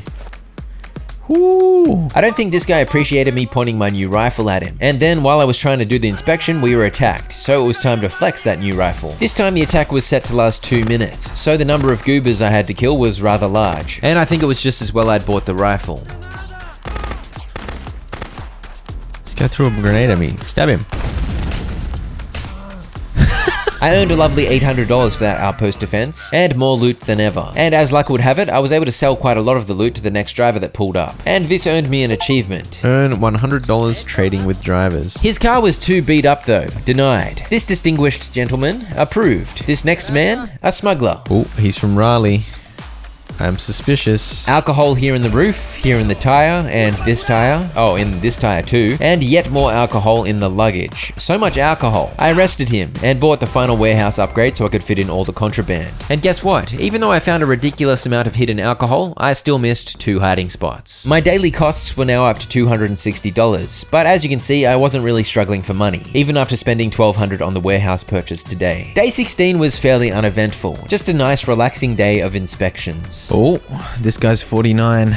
Oh, there was a sneaky one up there on the thingo. Hey, I got one right. I found all 8. It's a miracle. Ignat Ponomaryov. We got a discrepancy on the name. That was a denial, then there was an approval, and then the windows did their best to troll me again. Windows. Oh, is that window broken? That window is broken. It's so subtle. Hey, I caught the broken window. How sneaky are those windows? You can barely see that it's broken. Early the next morning, I was awoken by the news that a large amount of contraband was buried in the cemetery, so off I went to administer justice. Of course, there are a bunch of gang members loitering, so my rifle came in handy. I discovered some diggy spots, and I figured that'd be where I'd find the contraband. What an aggressive shoveling, man. So impressive. Defeat 30 enemies. I defeated 30 enemies ages ago, thank you very much. Yeah, I definitely did. That achievement was a bit late. But anyway, as you saw, the first couple of diggy spots were empty. But this next one I found concealed a great many weapons. From there, I found the remaining 2 spots in quick succession. And once I finished off the last goose, that mission was complete. Alright, Vlad. I'm gonna sell all my submachine gun and shotgun ammo to him. And I bought $400 worth of rifle ammo. I returned home and slept the rest of the night. And when I awoke, Chapter 5 began. Pandemic. Uh-oh. Novid is back. Oh no, Novid is back. I can't believe it. Only people vaccinated against Novid 78 are allowed to enter the country. In addition, at least 2 weeks must elapse from the date of vaccination. So they have to be vaccinated for 2 weeks. We've got a bunch of new smugglers. One with a white car, one that's 46, one missing a bumper, one from Kazakhstan. Okay. The Olympics is cancelled because of Novid. Rings a bell, man. Novid delayed the Tokyo Olympic Games in 2020. Now it's going to delay the Kazakhstan Games as well. It's devastating, man. Alright, time to get to work. Ernst Sharma here insisted vodka for breakfast would keep me protected from Novid 78. He also had the correct vaccination card, and everything else was in order too, so that was a positive start to the chapter. You got a white car, bro. I'm suspicious of you, correctly so. One cheeky one under there. Oh, one cheeky one in the glove box. Oh, one cheeky one under the chair. A couple of minutes later, I upgraded the prison to make room for this arrest. Pretty nice prison cell these days, though. I didn't miss anything! Yes! This bloke's papers were all in order, but his car was a bit of a disgrace. 2 flat tires, missing bumper. I think that's it. Now that Novid is struck, we're not as worried about cars, we're more worried about infection. You know? There was a broken window. I always forget to check the window, dude. By this point, it's tradition that something goes wrong relating to windows. His vaccination is not up to date, so he can't come in. He had multiple problems beyond that, so that was a denial, and thankfully a perfect inspection. He's vaccinated for mumps, not Novid. What a dingus. That's an entry regulation violation. Another denial for multiple reasons, and here I am very carefully checking for broken windows. What could go wrong? I was so thorough. There was a broken window? There's no way there was a broken window. Which window was broken? I checked the windows so carefully. It's that you can't see the broken flaming windows. At this point, windows are officially my arch nemesis. I don't think I've ever been in as big a shambles as this in any other video game. I was officially defeated by windows. I can't believe that. The windows are killing me, man. The next day began with a hooligan making a break for it. Maybe I should have bought a faster vehicle at this point because my van is not keeping up very well. Oh no. I thought I was going to hit him. There's a tree. Fortunately, he didn't get too far ahead, and I was able to catch up and perform some glorious maneuvers to knock him off the road. What now, fella? How do I get him out of there? You shut up. I arrested the runaway, but I had a little trouble with the car. His car is stuck. How am I supposed to check for contraband? So I just had to abandon it there without getting much of a chance to search it. Also, my van appeared to be smoky, so when I returned, I had the mechanic repair it. Please step out of the vehicle. Okay, no problem. This guy was missing one bumper, so I thought he might have been a smuggler, but no. He did have some issues with his documents though. The next fella had a flu vaccination, not a Novid one, and after extensive inspecting, it turned out that was his only transgression. Denied. The next guy hadn't had his Novid vaccination for long enough, and beyond that, the only issue I could see was that half his car's body was missing. This has got to be defected bodywork, right? It's missing its entire roof. Is it just one? Did it not have defected bodywork? It was missing half the car. I guess that counted as deliberate modifications to make the car roofless and therefore extremely cool. The next guy was 46 and therefore a smuggler, so I got busy hunting for contraband. Please tell me. Yes, I found them all. I found 7? I thought I found 8. Whatever, I'll take it. Early in the morning, I was awoken by a phone call. Screams coming from the Carrot Motel. I'd driven past this place a few times by this point, but I'd somehow resisted exploring it, so this was my first visit. It was abandoned, so it was extra strange that there were reports of screaming. I found a way in around the back, and I of course had my rifle at the ready, because these missions always offered up goons to shoot at. I fought my way through room by room, out to the courtyard for a bit to enjoy the night air, and I eventually cleared out one final room to rescue the citizen who was being held captive. Mr. Kavka here had been captured by Oboronkov's thugs, and was going to be handed over to the Blood Fist, as he worked for the government and had info the rebels wanted. Tommy, let's get out of here. No. I'll leave you to the Blood Fist. Because I'm a rebel too, bro. Leaving the building, you can still hear the pleading cries of the politician. Surprised by the situation, the rebels take over a valuable official and quickly leave the hotel. In your report, you describe a shootout with Oboronkov's men, but you deliberately conceal the kidnapping of Kavka. Oh, not Naughty boy. $1,200 though, that's pretty juicy. I returned home with heaps of contraband from looting the goons, so I decided to call a police transport for $500 so that I could empty out my warehouse. I handed over 61 contraband for $16,070 and 6 prisoners for $1,200. And when the sun rose, it was time to get back to work. This guy was vaccinated too recently. Denied. We got a real goat and a fake goat. And you know what they say about fake goats? They're usually stuffed full of dirty money. So money goat. Money goat. I managed to find all of this guy's contraband to achieve a perfect inspection. The next guy was transporting crates of bananas alongside barrels of radioactive goop. Approved. The next guy had his polio vaccination. No Novid, no bingo. We're popping off today though. Lots of perfect inspections. Caddy the hash. Just as I was about to approve the squeaky clean Kadir Dahash, the Oborenkov gang attacked. Just as I was about to get another perfect inspection, I get attacked. I decided to use my pistol and aim for headshots to conserve ammo. In the fray, Constable Maximov was heavily wounded, so that was less than ideal. And all up, this was an almost 3-minute onslaught. And though my pistol defense was conservative ammo-wise, it didn't really thin enemy numbers quick enough. When a car full of gang members burst through from this direction, I switched to my rifle and sprayed like an absolute maniac, undoing almost all of my ammo conservation efforts in a moment of panic. While I was distracted by the car, the gang members had still been flowing in from the woods. Constable Repman fell, and it felt a little tense, but the time ran out and I was able to clean up the remaining attackers. I earned $1,200 for the successful defense, and it cost me just $200 to magically heal my injured men. A good deal. And what followed was definitely my biggest looting spree to date. I considered buying some upgrades, but concluded they weren't really necessary. I'm gonna keep hoarding money for a little bit longer, because I feel like I'm getting away with it so far. And in the morning, Chapter 6, Conflict in the South. Basically, our southern neighbors weren't getting along. As a result of this dispute, our country has become a new export destination for our southern neighbors. For the sake of the national, the government is introducing restrictions on the transport of goods from abroad. The max amount of goods per category: food times 6, household appliances times 3, chemicals times 4. Apparently, literally all of our neighbors are to the south. I had to look at the duty handbook to confirm that. So this new regulation basically meant I had to be very careful checking everyone's cargo. There was, of course, a bunch more smuggler tip-offs too. And the Novid crisis was over, so no more vaccination card silly willies were necessary. This guy should be fined, for example. I guess these are chemical substances for food 6, but that's the upper limit. As long as everything else was in order, he was good to go. And I should mention that if I was thorough, which I was trying to be, it took me a solid 3 minutes of inspecting to process each car. In this case, it was 3 minutes completely wasted, because this guy didn't deserve the stamp of approval. His vehicle was too heavy? The vehicle weight said 4,200 and it was only 3,900. I checked that. What? Alright, this calls for a replay. Here I am weighing the car, and it did indeed weigh in under the 4,200 kg limit. But the keen-eyed will see a problem. Let's swing around the back of the truck, that'll make it obvious. Yeah, I weighed it after I'd taken the cargo out. What a dingus. Obviously, when I put the cargo back in, it pushed it over the weight limit. The next driver was a smuggler from the Kingdom of Urke, hiding vodka in his toilet. You know the drill. Next, we had this glorious gentleman with 2 goats. Double goat, dingus, double goat, dingus. Approved. This truck was all good for approval too, except apparently I missed that it had defected bodywork. He had defected bodywork? Did he? I weighed the next truck with its cargo actually still in it, so that was a good effort. And when I denied him, he ran over Novik.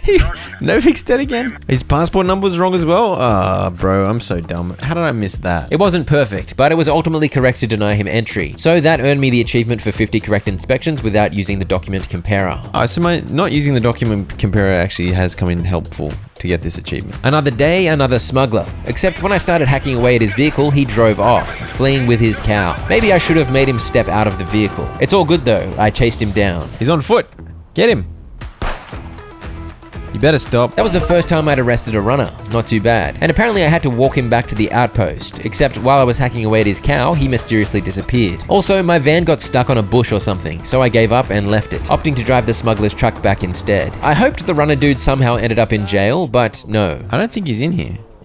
He dematerialized. That is what happens if you mess with the border patrol. We have ways of making you disappear. The next guy had sand. Too much sand. Oh yeah, your sand's too heavy, mate. Denied due to sand. Anakin Skywalker would be proud. The next fella was squeaky clean in his gorgeous yellow van. Approved. This truck was rocking some toilets. Toilet, washer, refrigerator. You're only allowed 3 household goods, right? Yeah, sorry, mate. You're not getting in. You've only got 1 bumhole. Should have only brought the 1 toilet. Denied. But guess who came back to haunt me? That was not fully Oh, I missed a broken window. Where? The next bloke had a comically small vehicle, and it had 3 broken lights, which tipped me off that it might be a smuggler. And yes indeed. The car may have been tiny, but it was concealing plenty of contraband. Beating and abduction of a man in the area of the sawmill. Before going to the sawmill to investigate the report, I called Vlad to visit and bought a bunch of high-tier tools. My knife and crowbar had recently broken, and I of course needed these tools to find contraband, so I bought multiple. I don't have a vehicle here. My vehicle's just somewhere random. I tried to steal this toilet idiot's car, but his door closing skills were too powerful. And yeah, my van got stuck on that bush earlier, so I had to run to the sawmill. Alright, sawmill manager, what's the problem? Someone had been loitering across the road, when suddenly he was beaten and abducted, and so it was time for me to play detective again. I checked out the car and found a wallet in the back seat. Apparently this idiot had already tried to steal from the car, but he dropped his wallet while he was at it. What a genius. He gave me this note, which the abducted fella had left in his car. I'm getting closer to the truth. I have to check other leads, talk to the tool dealer,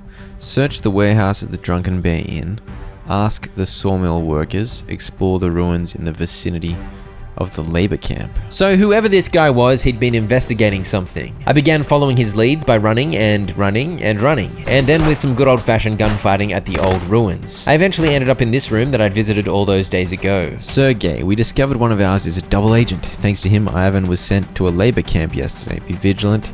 Police are on our trail. Boris Oborenkov. My abandoned van was nearby, and it had magically disconnected itself from the bush of entanglement, so it was nice to get rolling once more. I headed to the labor camp where I asked Mr. Big Hat here if anyone from the Oborenkov gang had arrived yesterday. Apparently yes. And this is when I realized I could actually go down into the labor areas. Bald guy with a red beard, huh? This guy's beard was not red, but this guy on the other hand, his beard also didn't look very red. You could probably get away with calling it brown. But anyway, he was the dude I was looking for. He wouldn't talk to me though, so I whacked him with a crowbar to loosen up his lips. Typical interrogation stuff. He told me the abductors would have taken the abductee to the cemetery, so off I went to continue the wild goose chase. Once there, I saw no sign of any gang members, but I discovered the door at the back of the church was open, so down I went into a horrifying medieval dungeon that I thought for sure would be teeming with undead. It wasn't though, just this bloke, the guy that had been abducted. He said he managed to seize their weapons while they were torturing him. That sounded completely ridiculous, but I respect it. I have evidence of cooperation between the Oborenkov gang and Bloodfist. I learned the names, meeting places. I know what their next move will be. Help me up. I think we have to go to the hospital.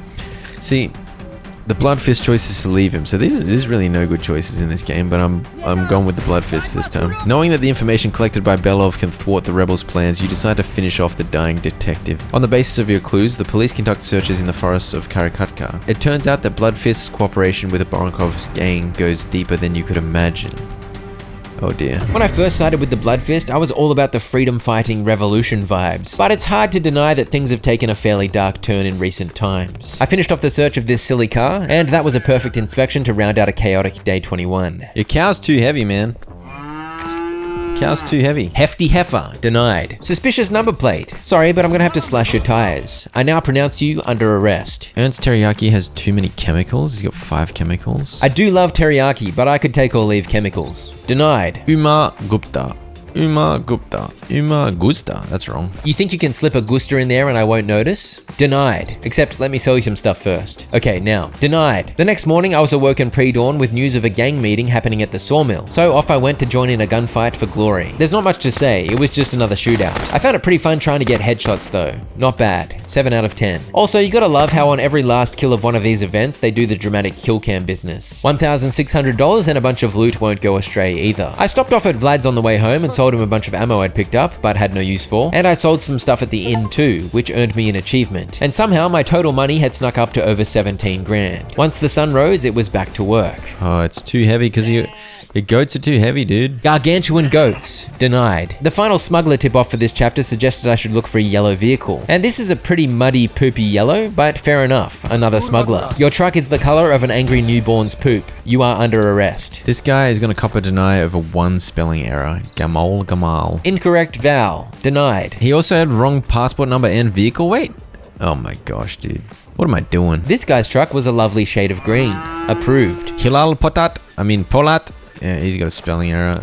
idiot. Too many household goods, 4 is too many. Yeah, get out of here, Mr. Patat. I headed to bed, but it seems I could barely get a full night of sleep in because gunfire erupts willy-nilly in Akaristan. This assault on the outpost lasted 3 minutes and 17 seconds. Longer than ever. I was sitting on almost 600 rifle ammo, and I seemed to be capable of soaking up infinite bullets. Also, my enemies could barely aim, so I was prepared. Although I must admit, when they pulled off the rampaging car maneuver again, things did get a little dicey there for a second. I think I actually took a fair bit of damage when they shotgunned me from close range. And after that distraction, there was once again quite a build-up of woodland warriors. But we held on, even if it cost me about 400 bullets. Repel 5 attacks on the border post. No worries. Chapter 7, War. Some drivers may have forged documents. You will recognize them by unusual stationery or an unauthorized official seal. Yes, indeed. I now had to keep an eye out for forged documents. And also, war. Kagastam had attacked Al-Barak. Oh, we are granting asylum to select citizens of Al-Barak. They can only cross the border if they have a valid entry permit and the reason for entry is asylum. It's interesting your name's Unal. It's almost like urinal.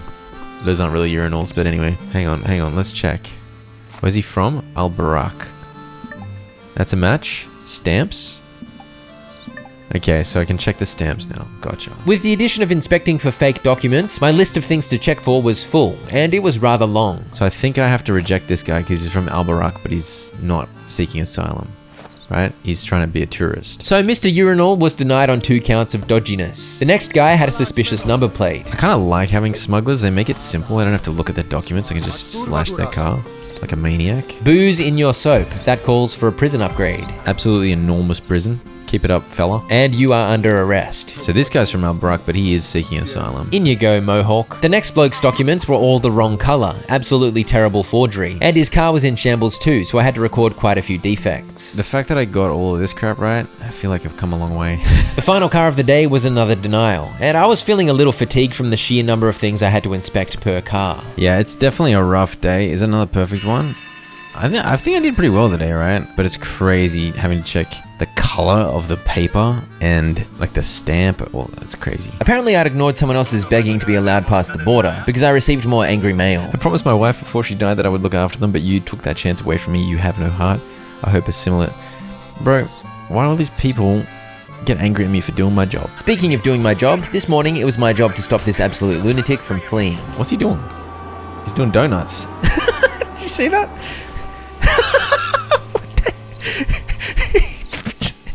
What was that about?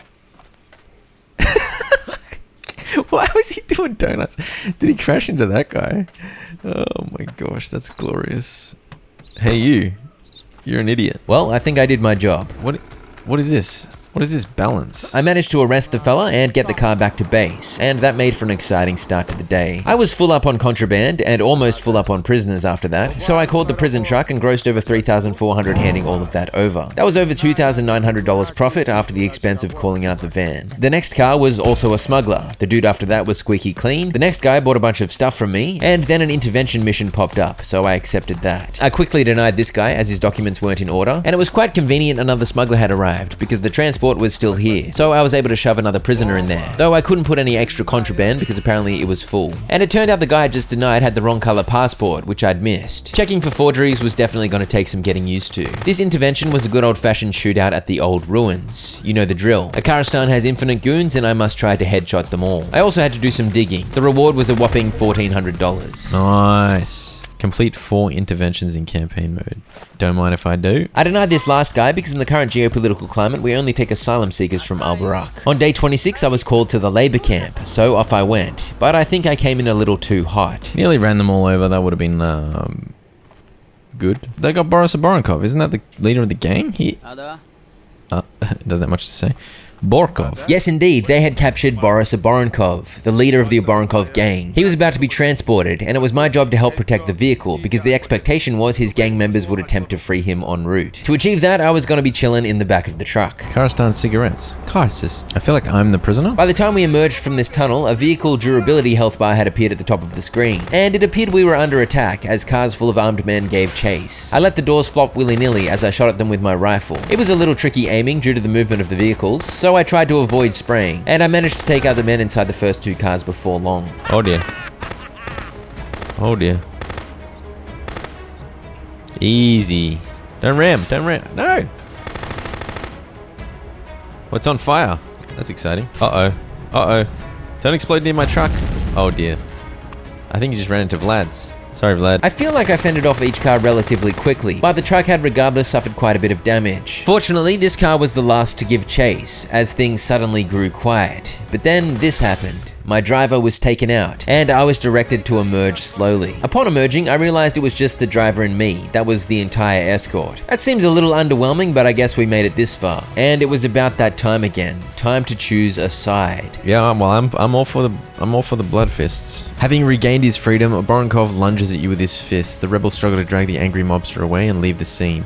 Lying half-conscious on the asphalt, you hear the familiar sound of police sirens in the distance. I nearly got killed again. How exciting. Another $2,000, taking the side of the blood fist. Classic. Back in the swing of a normal work day, I managed to earn an achievement to sell $500 worth of stuff to drivers. Not bad. I had a denial, then a very big denial with lots of red X's, and I caught the passport forgery this time. Then I had a smuggler, and I love a good smuggler. Great for the profit margin. Then another denial, then another smuggler. Should I just go on a rampage and buy all the upgrades now? I felt like the campaign was nearly over, and I wanted to buy all the upgrades before the end of the game so that I could get a few achievements. But at this point, I only opted to upgrade my lodging a couple more times, earning the achievement for buying the best possible quarters. I also promoted Novik again, because I wanted him to share his life story some more. He told me the guy who betrayed his parents was a neighbor who'd asked for money. His dad had refused, and in response, the neighbor had ruined their lives by getting them arrested. Seems reasonable. Beyond that, Novik didn't want to talk any further. Chapter 8, the attack in Parliament. Yesterday in the late evening hours, there was a shameful attack on the lives of representatives of our nation. As a result of the explosion of the charge placed in the session hall of the same, 4 members of the party lost their lives and 16 were injured. The services have established the identity of the attackers and it is officially known that they were associated with the terrorist group Blood Fist. On the Blood Fist have struck at the heart of the government. That's crazy. Akaristani nationals under the age of 30 are not allowed to enter the country. Okay. So the government was worried the Blood Fist were calling young Akaristani nationals home to join the fight. So I wasn't allowed to let them in. We got smugglers as well though. XNF cargo list. 39, missing bumpers, green, Al-Barak. Karistan, and he's under 30. You can't come in, bro. He's got the best cargo I've ever seen. He's got a little farm. I almost can't be bothered going for perfect anymore, because it just takes so long. Yeah, like I missed something on him anyway, even though I was kind of trying. The stamp was wrong? Are you serious?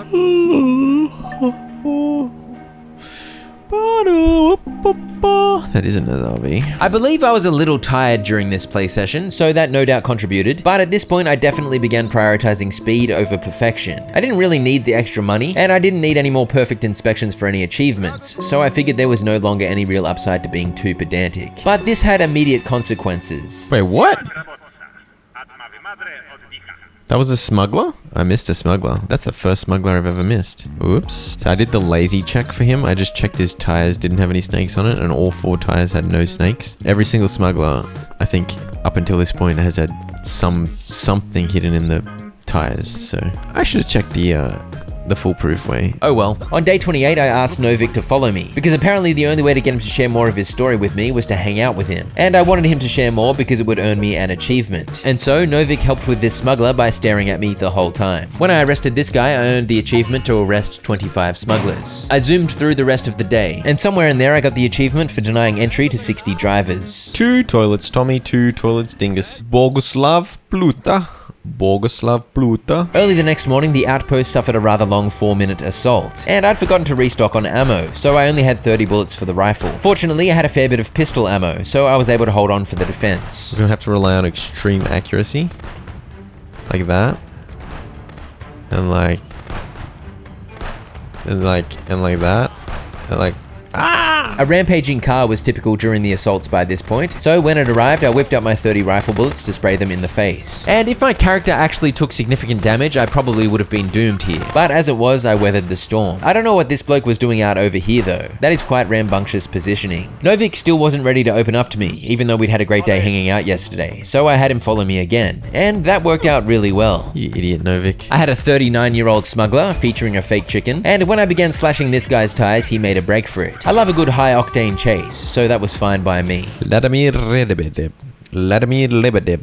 You're too young, Vladimir Lebedev. You're too young, and you got 2 toilets, and I don't know what else. I don't know what else to say. I thought he was 23. He was born in 1948. That last guy. Why was I thinking? Oh, dude, he was old enough. This guy's 23. He's too young. Well, that explains that. Your rego's wrong, you idiot. Yeah, that wasn't my strongest mathematical showing, as I'd calculated 1981 minus 1948 was 23. What's the bet I get woken up in the night again? Yep, awoken I was. Another intervention mission. It was a good old fugitive chase. What? I didn't hit that. Hitboxes. Holy hitboxes. I'm coming for you. With this glorious maneuver, the fugitive somehow lost complete control and crashed into a tree. A job well done. He died? That's exciting. Why's he got so much soap? Alright, am I done? What? Oh. I'm pretty sure he was dead, but now he's in my boot. Fair enough. You're too young, bro. Rudolph Mikhailov. Rudolph Mikhailov. Rudolph Mikhailov. 66CYJ4P5. Sergei Gajos. Sergei Gajos. Sergei Gajos. 2A015996. Valid. I'm rushing these, but I'm still doing well, I think. I think this is a smuggler, right? Yeah, smuggler. Oh, I actually got it right. Are you ready to talk to me yet? You died yesterday, but you're alive again. Don't worry about it. He's missing a bumper. Another smuggler.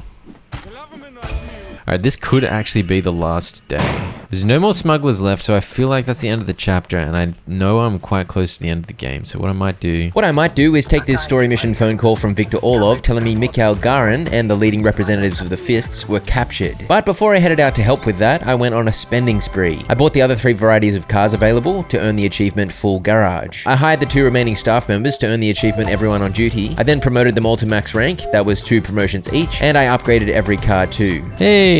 Make all possible improvements to the outpost in campaign mode. Those are good achievements to get in the bag, because I kind of am turning into an achievement hunter at this point. And then off I went to meet up with the boys. They were hanging out at this little campsite, waiting for my arrival. They also had a KGP file for me to claim. And the plan was simple. Assault the police base, break in, and free Mikhail Garin, leader of the opposition party and the key to the revolution. This was pretty much the same as all the shootouts I'd had up until this point, except instead of gang members, I was shooting at police officers. Once we'd cleared out the enemies in this back area, we pushed up to take cover in this building. And after clearing out another handful of men, we pushed up even further. And I was told it was up to me, so I headed inside. I pushed forward through the hallways of the police base, taking out officers as I went. And it was refreshing to be shooting from relatively close range because it made aiming a lot easier. Before long, I'd reached the interrogation room, where I found the rebel leader tied up at gunpoint. And my boss, the deputy commissioner, was the one wielding the weapon. Yuri seemed to think I was here to help him. Clearly he hadn't clued onto my betrayal, so I'm sure it came as quite a shock to him when I shot him right in the nipple. Complete the game by siding with the rebels in campaign mode.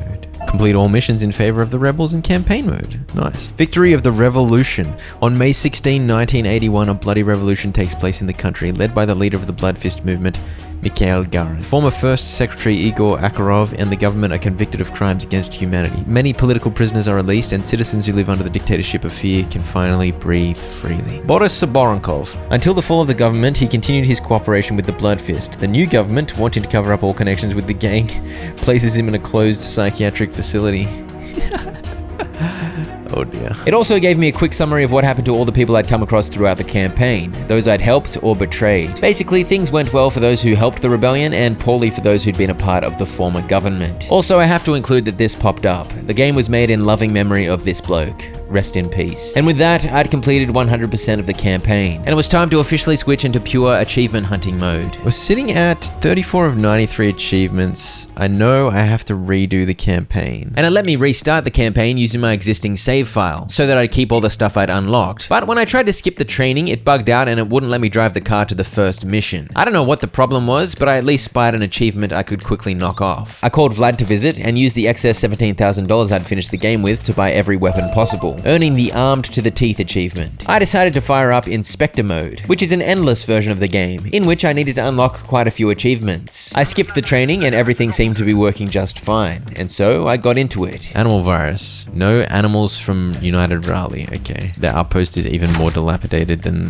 the usual one. Oh dude, there's so much you can upgrade. What the heck? A couple extra cars, so many buildings. I guess I just gotta get to work, right? The inspection checklist was the same as the complete checklist I had at the end of the campaign. I had a lot more freedom and a lot more upgrades to work towards, and this mode appeared to have its own unique events, such as the Animal Virus event, which had me refusing the goat transporting gentleman from United Raleigh. I threw getting perfect inspections completely out the window at this point. As soon as I saw one reason to deny, I denied, just to speed things up. Finding contraband, arresting smugglers, and doing quests was going to be my main way to earn money anyway, and I wanted to be as efficient as possible. 3 extra minutes of painstaking inspection wasn't worth it for an extra $80. There were 2 smugglers on the first day of Inspector mode, so that made things profitable immediately. Alright, I think I've got a daily quest I can do. I might as well go do it. Inspector mode does indeed also introduce daily quests, and I had to do 30 for an achievement, so this became a part of my daily routine. This first one was a contraband drop quest. A plane had flown over and dropped a bunch of drugs, so it was my job to collect them, but some gang members were also keen to secure the drop, so I had to fight them off. I got my 200th kill during this, earning an achievement, and that was daily quest number 1 in the bag. I was of course looking to get as rich as possible as fast as possible, because I had to unlock every upgrade for more achievements, so I of course looted up a storm. Mr. Mustache, Mr. Handlebars, gotta go. As you can see, identifying and arresting criminals based on wanted photos is also a thing in this mode. I somehow already had a full prison, and I wasn't a high enough rank to make it bigger, so I called for a prison transport, which only costs $200 in this mode for some reason. And if I'm not mistaken, that's Mr. Mustache in the wanted photo, so make that arrest number 4. That was a solid $250 reward, and an achievement for arresting a wanted criminal based on a photo. I grinded out a few more inspections and picked up a pursuit daily quest to round out the day. There's an achievement for this quest to catch the fugitive within 40 seconds, and I caught up to this guy in about 10 seconds because he crashed like an absolute goose. The runaway stopped himself, dude. Wait, is he on foot? He was indeed on foot, and he juked me as he ran the other way without me noticing. But I caught up to and arrested him pretty quickly. Sadly, it apparently wasn't within 40 seconds as I didn't get the achievement, but I did get the achievement to arrest 5 escapees. On day 33, I reached the rank of Corporal, which earned me an achievement, and I zoomed through my inspections before doing a shootout daily quest in the afternoon. This variety of quest is of course exactly what you would expect. I enjoyed a glorious shootout with a few of my police buddies. I stopped off at Vlad's after to sell a bunch of ammo I'd looted, which earned me over $1,000, so that was pretty juicy. I used the profits to buy a bunch of top tier tools. I then quickly zoomed over to the Drunken Bear Inn, where I sold some vodka and cigarettes, earning the achievement to sell 25 items to the bartender. Oh, under attack? As soon as I get back? Yes indeed, a classic outpost defense. These give a decent monetary reward, and I needed to fend off a bunch of these attacks for an achievement, so I wasn't mad about it. I upgraded my barracks to make room for one more hire, allowing Moskovich to join the team as the prison guard, and before long I was promoted again. Obviously these promotions were great news as they meant I earned more money from inspections, quests, and handing over smugglers, but they were also handy because they made more stuff available to upgrade. For example, I was now able to upgrade the office. Oh, the office is kind of nice now, holy dooly. It's kind of nice, and it had more room for extra prisoners and warehouse storage. I think Inspector mode is kind of better than the campaign, man. Like, it's more fleshed out. It feels more, like, the progress feels better. It's true. With more freedom, more stuff to do, and more upgrades to work towards, I was enjoying Inspector mode. I was quite worried it was going to be a bit of a boring grind to get the rest of the achievements, but I was pleasantly surprised. This guy's coming as a tourist, and he brought 2 toilets with him. What a guy. On this particular day, the daily quest was a supply one, and I drove all the way there not realizing what it was. This bloke wanted me to give him confiscated contraband that he could use to throw a party. Firstly, that seems like dodgy behavior, and secondly, I unfortunately did not have anywhere near enough illicit substances for his party, so I had to miss out on today's quest. At this point, I whipped out a guide on where to find all the KGP files, because you've got to find all 14 for an achievement. I picked up my first behind Vlad's store, another in the storeroom of the inn, another behind the sawmill, another on the back of this truck near the motel, one in the outhouse back at base, and a 6th in the booth where Novik usually hangs out. Alright, what do we got now?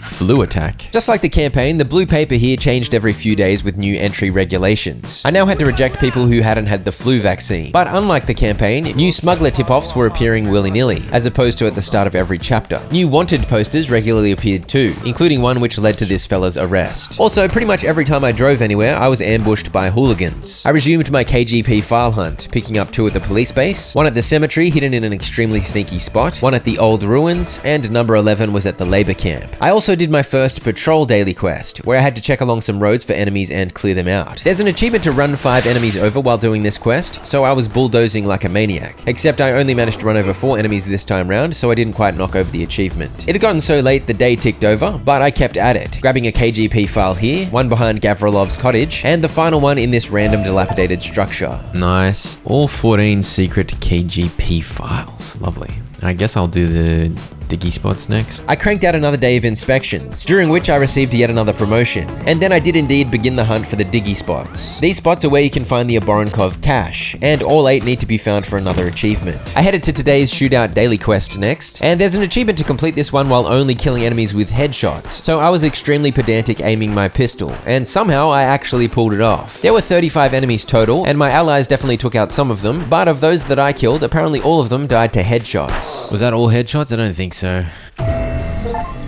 Oh, I did. Hey, I did do only headshots. That was also the achievement to complete 5 daily quests. I then continued with the diggy spots, and I should mention again, I followed a guide to find these, and I definitely would have had no hope of finding them myself. They were all in rather random locations hidden behind bushes. Somewhere in there, I stopped off at Vlad's to buy a sniper rifle and some sniper ammo, because I needed it for 3 achievements. And in the early hours of day 37, I dug up the 8th and final Oborenkov chest full of cash. Boom.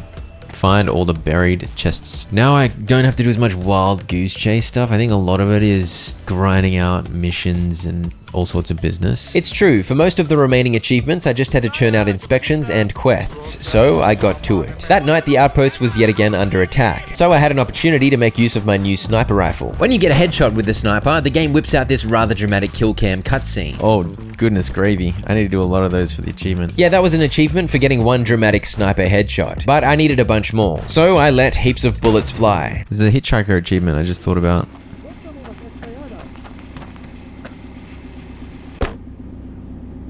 Let's go, sir.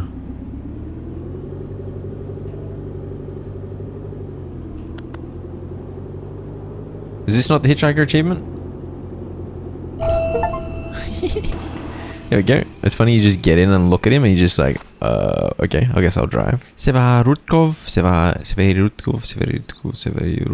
I had the patrol quest again that afternoon, and upon running over this gentleman, I unlocked the achievement to run over 5 dinguses. At this point, my daughter wanted to play Mario Kart, or as she likes to call it, racing game on your TV. She started singing a song about it, so I copied her. Racing game on your TV. Racing game on your TV. Racing game on your TV. Racing game on your TV. Racing game on your TV. This guy's under arrest. Oleg Melnik. Oleg Melnik. Oleg Melnik. CB2637VZ. I did some buying and selling silly willies at the Drunken Bear Inn to earn the achievement to sell 50 items to the bartender, big strats. And on day 40, I received another promotion, and the daily quest was Contraband Drop. I managed to get to the drop before any of the gang members, so I was able to quickly scoop up all the drugs, and earn the Pacifist achievement for recovering all of the goods without killing a smuggler. I should mention that because I wasn't being too careful about most inspections, I sometimes just straight up got it wrong. On this day, I had the Pursuit daily quest again, and it went poorly. Not least of all because of this maneuver that nearly flipped my van. It took me about 3 minutes to catch up to the fugitive, and he got aggressive, so I didn't arrest him, I shot him, and yet... I just got the achievement, arrest a fugitive within 40 seconds in the pursuit mission. That took me about 3 minutes to catch up, and I shot him in the stomach. I did not arrest him. But I'll take it.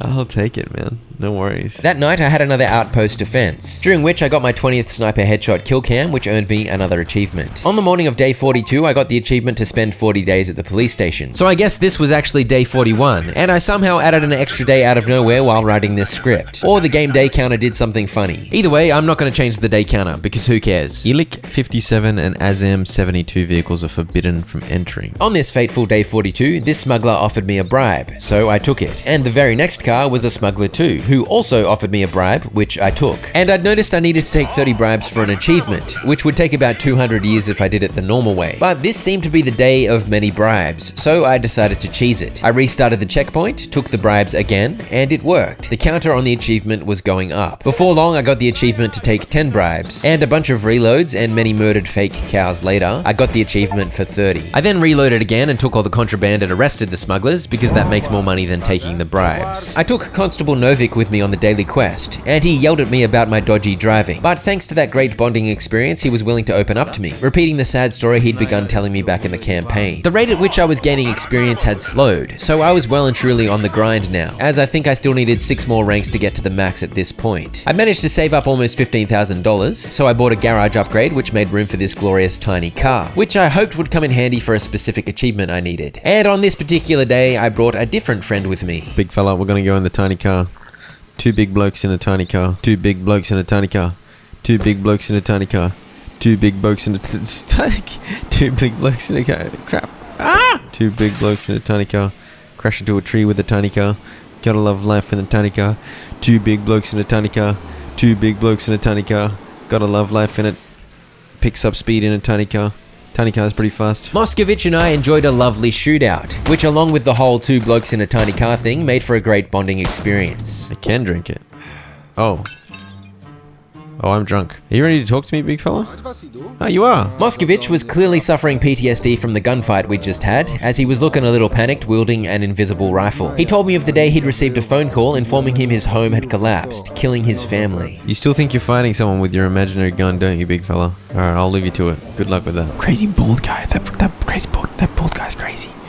I think ever since his family was killed in a horrific accident, he's lost his mind. Which, to be fair, that is exactly what would happen to me in that circumstance. You know, the micro has some good zip. I quite like it. The reason I'd worked out how to drink the vodka yesterday was because I didn't have bag space for it, but it wouldn't let me drop it. So I accidentally drank it, which got rid of it. And now that I knew how to become inebriated, I was reminded of an achievement. So on day 44, I drank about 3 liters of vodka. I then did my best to inspect this driver's documents and vehicle, which was a little tricky with the vodka goggles on. As it turned out, this was a good driver to choose because everything was in perfect order and I was able to approve him, earning the perfect inspection. Hey, 90% of all road accidents are caused by cars of a specific color. That makes a lot of sense, actually. No green colored vehicles. The entry regulations in inspector mode got a little silly, no doubt. I was a big fan. I hit the rank of major, which earned me an achievement. I enjoyed yet another outpost defense. And on day 46, both Novik and Moskovich opened up to me about some more personal info, even though we hadn't hung out much recently. My money continued to climb and I slowly gained experience as I knocked over all my daily tasks. And I soon earned the achievement for completing 100 correct inspections without using the document comparer. I should mention, by this point I'd sold my sniper rifle back to Vlad and bought a rifle instead. I didn't need the sniper for any more achievements, and I preferred the rifle. It got the job done quicker because it didn't spam me with headshot cams. Upon completing this shootout, I earned the achievement to complete 15 daily quests. Connection with the ongoing Northern Partnership Summit in Satakhan, new regulations have been introduced. In order to show the correct image of our nation, the party is banning drivers whose cars are damaged in any way. I had a runaway on this day. I always love a good high-speed chase. And there's an achievement to deny 3 cars during the Northern Partnership Summit, after having damaged them yourself. So I slit this guy's tires and told him he couldn't come in because his car was damaged. I broke this guy's window and told him the same, and this old fella suffered the window treatment too. And that was my 65th out of 93 achievements. No, dude! That's not helpful. He's a big buffer and I'm in a little silly car. That is one way to chase down a fugitive using a rather smoky tiny car. You've got to respect it. You can't run from me, you weird chin dingus. On day 50, I was just on the grind of a typical workday. You know how it is. On day 51, I was ordered to refuse entry to any Kagastamis under the age of 36. No worries. And after handing over a bunch of prisoners and contraband to this fella, my cash on hand ballooned to over $30,000. And when I was doing the shootout daily quest that evening, this happened. Oh. A grenade got me. I actually died? What? I didn't think it was possible to die. Oh, what? I keep getting done by grenades. I'm having a dying spree. I've gotten so used to just it's impossible to die in this game. I managed to avoid exploding on the next attempt and ranked up once more in the process. On day 52, I somehow accidentally recorded a black screen. But here is some glorious audio. Whoops, I shot my... I killed... for goodness sake, I killed Novik. But even though I accidentally shot my staff member in the head, when he revived, he decided to open up to me, admitting that when he found out who had informed on his parents, he'd stolen his uncle's gun and gone to confront the man. And on day 54, after taking him on a shootout quest with me, he finally finished his story. Holding the gun to his head, I knew I could end him right then and there. Holy dooly. But at the last moment, I saw my mother before my eyes. I knew she would never want me to become a murderer. I dropped the gun and ran out of the apartment, leaving the past behind me. And then he came to work at my border outpost where all sorts of ridiculous things happened, and they all lived happily ever after. A glorious achievement. The outpost was attacked yet again that night, and I decided I was a little sick of these, so I improved the base's fences a couple of times, which reduces the number of men that attack. I also improved my lodgings, as it felt like the enemies were now doing a little bit more damage, so I figured some extra health was a good idea. And I continued the grind. I was rank 7 by this point, and I needed to get up to rank 10, but my experience bar was moving slower and slower. Now that I had Novik's achievement, he was dead to me, and Moskovich was my new best friend. No, dude. Stop driving. Moskovich is... I can't get out. Bro, Sadly, Moskovich died on this expedition, so our friendship did not deepen. how did this happen to my car? When I was chasing an escapee, I earned the achievement to drive 100 kilometers, and I upgraded the office to tier 3 so that I could fit more prisoners and contraband in before having to call the police transport. This got the office looking like it does in the campaign. That afternoon, Moskovich and I successfully apprehended a runaway together.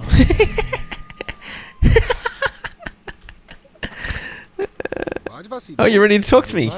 Moskovich explained that he had worked as an investigator, and he tried to look into those responsible for the collapse of the building that had killed his family, but his superiors wouldn't let him, so he was forced to take the matter into his own hands. But as usual, that was a story for another day. Thanks for sharing, Moskovich, but I've given your seat to the prisoner so you can walk home. See you, dude. The entry regulations seem to be getting more unhinged. For a few days, I had to reject Kharistani nationals with registration numbers beginning with A, D, or L. That's the Wrigley. Also, look at the beautiful wire fences. Very lovely. Except they only reduced the number of attackers to 32, down from 40, so I was a bit disappointed by that. And I was, of course, still knocking over 4 inspections per day. I upgraded the barracks and hired Kowalski, and I promoted him twice. I also promoted Moskovich twice. Promotions also get your staff members talking, so Moskovich shared some more of his story. As mentioned, his bosses didn't let him investigate the dodgy construction company, so he investigated them himself. He saw that they were moving heaps of cement around after dark. Sounds sinister.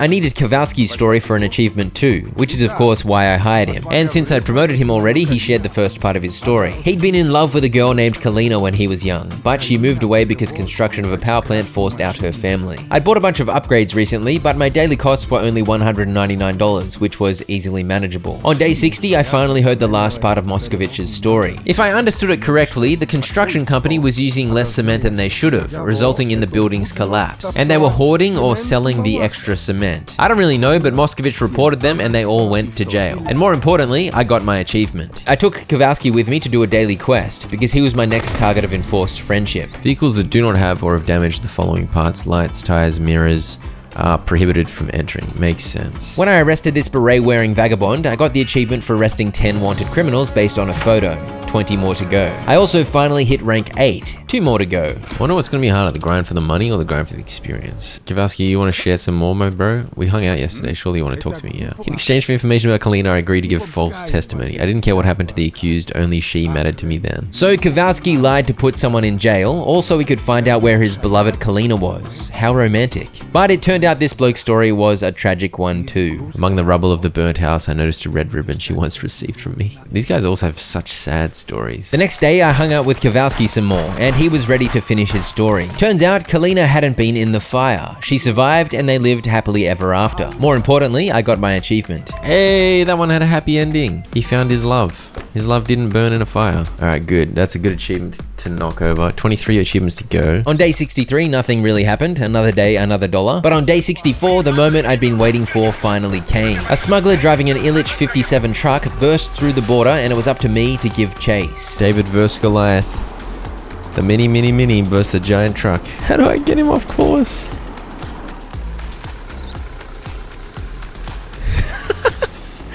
How do I do this? It really is David vs. Goliath. I can't even alter his course at all. I'm just bouncing off him. I really want to run him off the road, but I'm just not achieving anything. What the heck? Oh, now my car's on fire. Yeah, that did not work out for me. Fortunately, it reloaded back at the moment the truck arrived at the outpost. And this time, as he fled, I took out a few of his tires. But even so, I didn't seem to be achieving much when I tried to divert his course. But then this happened. Oh, did we get him? Yes! We got him! Yeah, I don't know what happened there, but I'll take it. Well, that's a big achievement, right? Because I was looking at that one, I'm like, when am I going to get that done? That was why I'd been driving this silly little car around, and finally, it was done. I kept driving the silly little car though, because it's glorious. Okay, back to the grind. Oh, I'm leveling up so slow though, dude.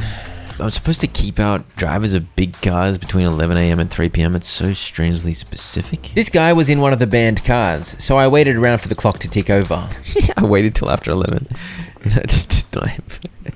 Sorry, guy. I needed experience to rank up, money to buy all the precinct upgrades, I needed to catch a few more escapees, and arrest a few more wanted poster dinguses. I also had just a few more daily quests left to do. That night, the outpost was attacked yet again, and I earned the final outpost defense achievement. Merchants from neighboring countries can cross the border if they have a valid trade permit for that type of commodity. There's an achievement to sell 15 items during this trade license event, so I expected plenty of merchant drivers. Except for the entire first day, none of these buffheads were trading. I even drove to the inn and bought a bunch of vodka, which I planned to sell to the merchant drivers, which I hoped would show up tomorrow. And that evening, I chased a runaway to complete my 30th and final daily quest for the achievement. I won't bother doing them anymore because they take quite a bit of time.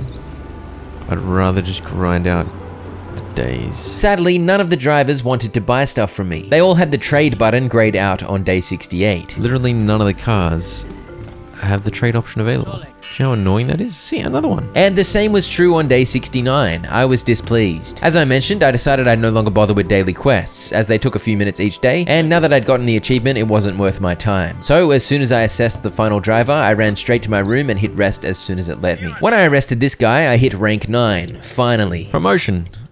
Level 9, one more to Chief Commissioner. Hang on, is that the final rank though? This is when I learned there are 11 ranks, not 10. So I still had 2 more to go before I'd hit the rank of Police General. The grind was well and truly alive. Also, no merchants to be seen anywhere. It was the trade license event, but no one wanted to trade. It's been 4 days now. Not a single driver is actually offering a trade. What is the point? That night I had another outpost defense, and these take a few minutes, so it was a bit of a bummer as they were no longer relevant to any achievements. But on the other hand, they gave a fair bit of money which I needed for upgrades. On day 71, a new event began. So the trade license event came and went. I didn't get to trade with a single dude. That's so annoying. My only hope now was that the events would recycle at some point and I'd get another chance at the achievement. By day 72, after 41 days of inspector mode, I had over $40,000 saved up, so I decided to do some upgrades. I fully upgraded the office, the fence, and I improved our giant propaganda poster. Long live the Peasants and Workers Alliance, and welcome to Akaristan. Upgrading the billboard increases the money you earn from each inspection, so I was all for it. The next day, I upgraded the lighting, cargo zone, and gates, but I avoided upgrading the roads for now because with better roads you have more cars coming through each day. I wanted to stick with 4 cars per day so that my days would be as short as possible so that I could burn through them and hopefully have the events that I needed pop up again. Meanwhile, the grind continued and I was churning through the days, finishing them in about 3 or 4 minutes, earning experience and money as fast as I could. I continued doing the inspections as fast as possible. I didn't bother going for perfect, just correct. Perfect inspections do earn more money and experience, but it wasn't worth the time invested. I welcomed any escape attempts because I still need to arrest a few more escapees to earn an achievement, and the same was true of wanted criminals. I always love to see a bloke I recognize from the wanted photo. And here's the main way I gained money and experience. Each piece of contraband was 10 experience, and each arrest was 45. And you of course get a good chunk of money when you hand prisoners and contraband over, so getting as many smugglers as quickly as possible was definitely the play. I also regularly had to restock with the help of Vlad. Fast forward a few days to day 82, and I finally reached level 10. Police General, one more rank. I need 2,400 experience. Holy dooly. Okay, back to work. We had the odd runaway, shoot him in the back and put the cuffs on. There were nighttime shootouts every few days, which again were kind of annoying, but then again the money was handy, as the upgrades were definitely adding up to be more expensive than I expected. And I kept hoping the events I needed would pop up again. I needed animal virus and trade license, but they were nowhere to be seen. The events seemed to change every 4 days or so. Maybe one day the ones I needed would cycle back round. And right at the end of day 95, I finally hit max rank. Hey, I got a promotion. Woo! I'd saved up almost $40,000 since I'd last upgraded stuff, so it was time to go on another upgrading rampage in an attempt to answer the question, was experience or money the bigger grind? I found the maxed out lodging upgrade a bit disappointing. Maxed out my house and it looks like...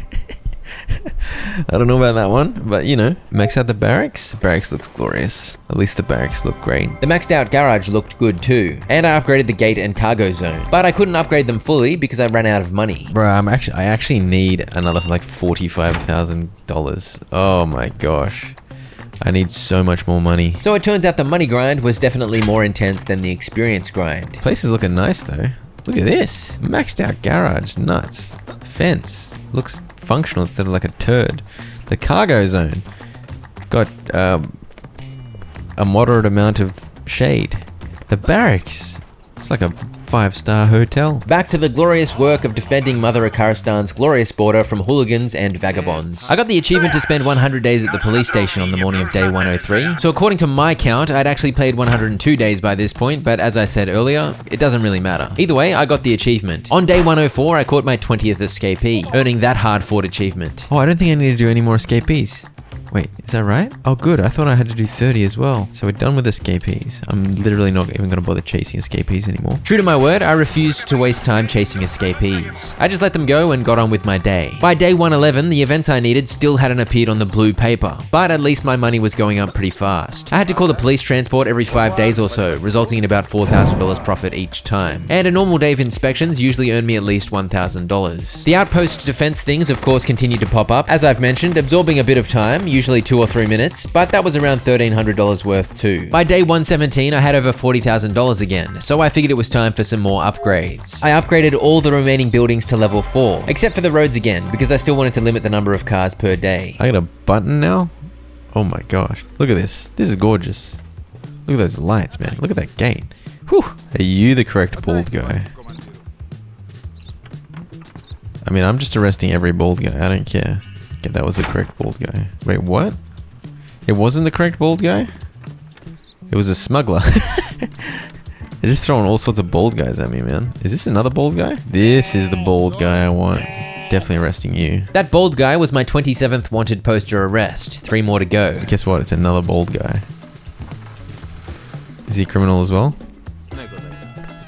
Snaggle dangle. He is a criminal.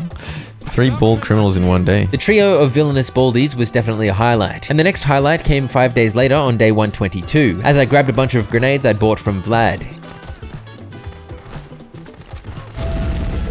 There we go. We got 2 with 1 grenade straight away, apparently. Boo! Boo! Boo! Yes indeed, 2 kills with 1 grenade, a majestic achievement. And then I'd had enough of waiting around for the correct events to show up. Let's see if starting a new inspector mode randomizes the event you get. Because if I can start with the events I need. Okay, blah blah blah. Desire, yeah, okay, it's random. It's 100% random. And so I restarted a fresh inspector mode playthrough until one of the relevant events showed up. Trade license. Okay. But guess what happened? There were no drivers willing to trade on day 1. That evening, I went out and did a mission so I'd pick up some stuff I could actually sell to the drivers. I bought heaps of vodka from the inn too, but guess what happened on day 2? Please trade with me. Please trade with me. Please trade with me. Please trade with me. Why do they not want to trade, dude? And then on the 3rd day of the trade license event, no one wanted to trade. In fact, 2 of the drivers were escapees, so I obviously had no chance of trading with them, and it felt like the game was trolling me. 0 drivers willing to trade. 3 days in a row, I've had no opportunities to trade. And I already had 4 days in a row back when I did it on my main inspector playthrough. What is the point of this achievement? That night, I had an outpost attack just to slow things down and troll me even more. There better be something on day 4 or I will kill someone. Oh, it ended. It ended after 4 days, so now I can't do it anyway. Well, I guess I've got to kill someone now. That's awkward. I began restarting inspector mode over and over again, and before long, the animal virus event popped up. During this event, you're supposed to stop people trying to bring animals from United Raleigh. But for an achievement, you've got to let the dude with the pigs through. That's a cow. That's a cow, bro. Please? Please, pig? Pig? No, not chickens! Not chickens! Pig! There better be a pig driver in the next couple of days or I will kill someone. 2 days later, still no pig, but I did at least get my 30th wanted poster arrest, earning that beast of an achievement. And then finally, the pig man arrived. It's pigs! Please tell me you're from United Raleigh. Go pig man! Go pig man! I'll come with you. Let's go pigs. Count me in. Let's go! Yes! During the animal virus event, let the pig driver pass. Good. At this point, I decided to see if the trade license event would show up on my main inspector playthrough, because then I'd be able to upgrade the roads, increasing the number of cars that come through, and hopefully with more cars, I'd actually meet some traders. Alas, the event switched over, but not to trade license. So I gave up on that plan and instead started arresting random civilians. There's an achievement to escort 5 handcuffed people at the same time, so I figured the inn was the place to do it. There are way more than 5 people here, except it only let me cuff 3 of them, so that wasn't going to get the job done. Come on, you idiots. Did I already lose one of them? One of them disappeared, I swear.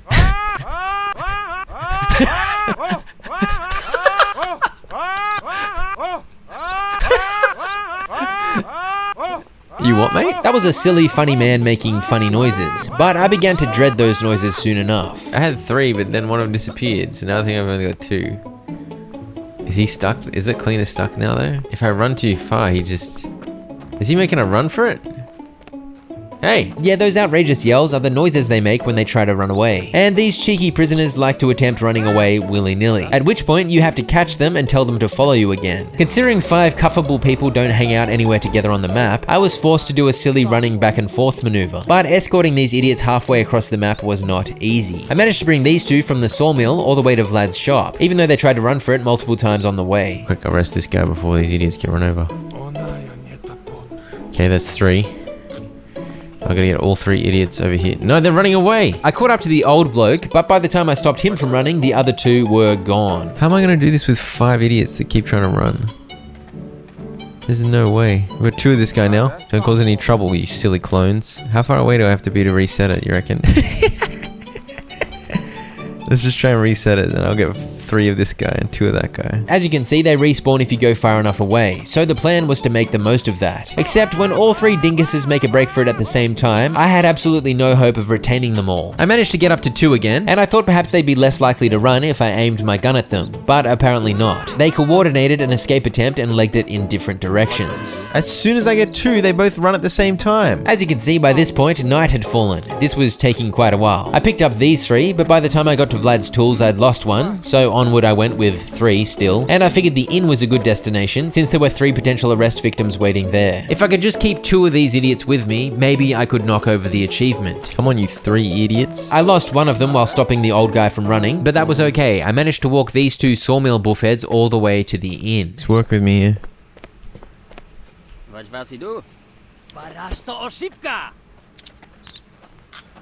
Just need you to follow me for like 5 seconds. Oh yes, that guy's still there. Yes, this idiot was still here. He got stuck. Oh, dude, that achievement is the biggest troll fest, man. Are you serious with that achievement?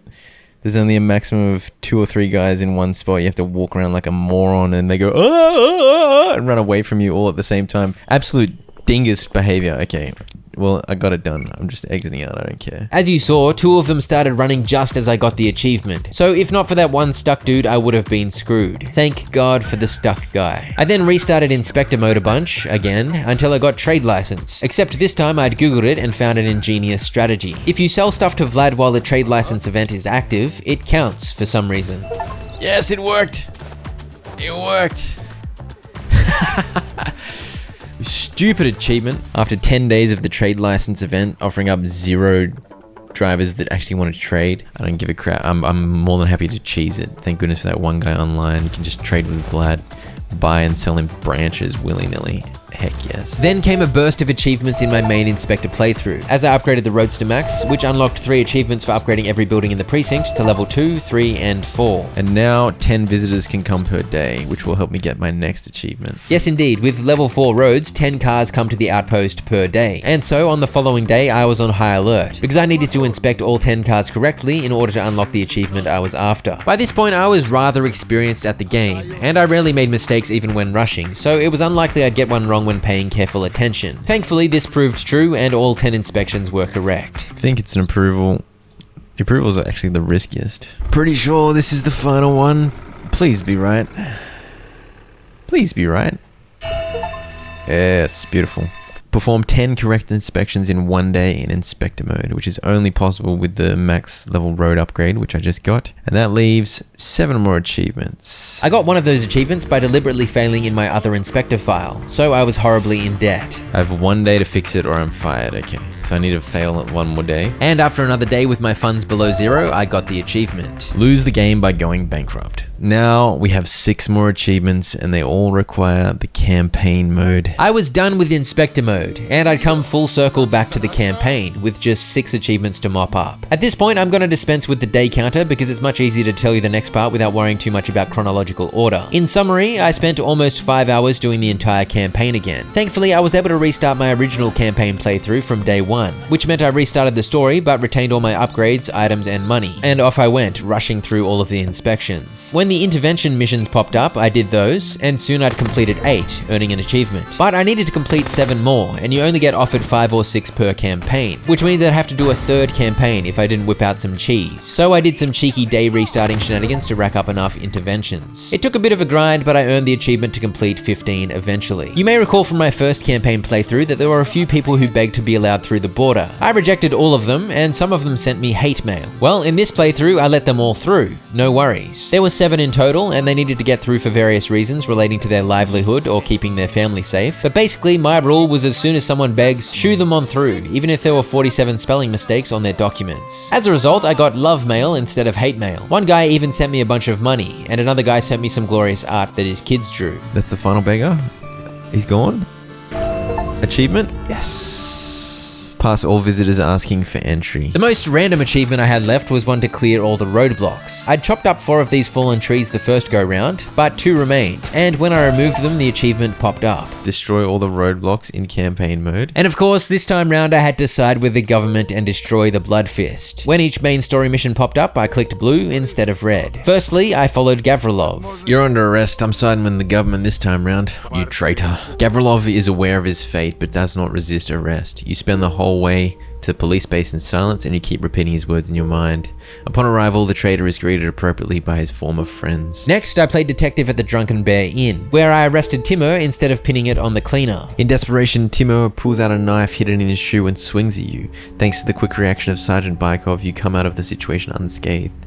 The killer, wounded by gunshot, ends up in the hospital awaiting his trial. Next, I fought my way through the abandoned hotel and freed this politician. Fearing rumors from his political rivals, Kafka decides to keep the story of his kidnapping a secret.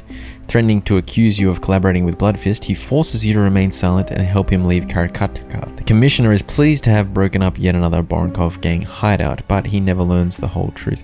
What the heck, Kafka? The mission after that, I went on a wild goose chase to rescue Belov, the government man who had infiltrated the Bloodfist, and instead of killing him, I saved him. Belov is trying to tell you the details of his investigation, but you barely understand what he's saying. The wound on his stomach is bleeding more and more every moment. When you reach the hospital full of hope, you hand him over to the care of the doctors. I next defended the truck transporting a Boronkov, and when the opportunity to free him came, I pretended to hand him over, but actually I went Rambo mode and kept him in chains. Handing over the prisoner, you take advantage of the confusion and reach for the pistol hidden in your uniform. Taken by surprise, the rebels fall to the asphalt. In the distance, you hear the backup called by Sergeant Barkov, so I just popped off. And thanks to my choice to side with the glorious government of Akaristan, the final mission was completely different. Instead of rescuing the rebel leader from the police station, we're gonna go kill the rebel leader at the inn. That is indeed exactly what happened. The Drunken Bear Inn was heavily defended by Bloodfist men, but we fought our way all the way up to and into the building. Is he hiding in the cupboard? Oh, there's a secret room at the Drunken Bear Inn. What the heck? Oh! Oh, he knocked me out! I knew they were going to send you. Did you think you could stop our revolution?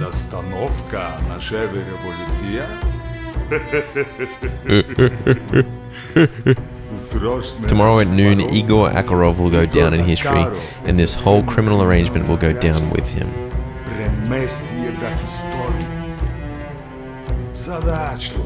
It's a pity you won't see it anymore, but you made your choice.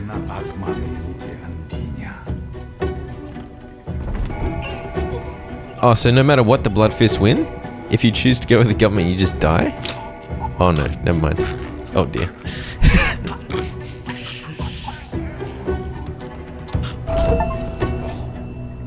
After Mikhail Garin's death, the Bloodfist disintegrates and everyone associated with the organization is tracked down and locked up in labor camps. Igor Akarov carries out his plan to liberate the working class outside the country. On June 16, 1981, the Great Liberation Army crosses the borders, declaring war on the capitalists of the South. Everyone's fate is different. Boris got tortured and confessed that the gangs worked for the Bloodfist. The other main story characters likewise had different fates. Things of course went well for the government people and poorly for the rebels. But with that, it was done. There it is. Complete all missions for the party in campaign mode. Complete the game by siding with the government. 93 out of 93 achievements completed. How long did that take me? Some people like to know how long it took. 38.8 hours apparently. Complete! Special announcement. If you're a silly goose and you don't already know, I have a second channel called Floydson. Just look out for the blue hat dingus. Link below, go subscribe.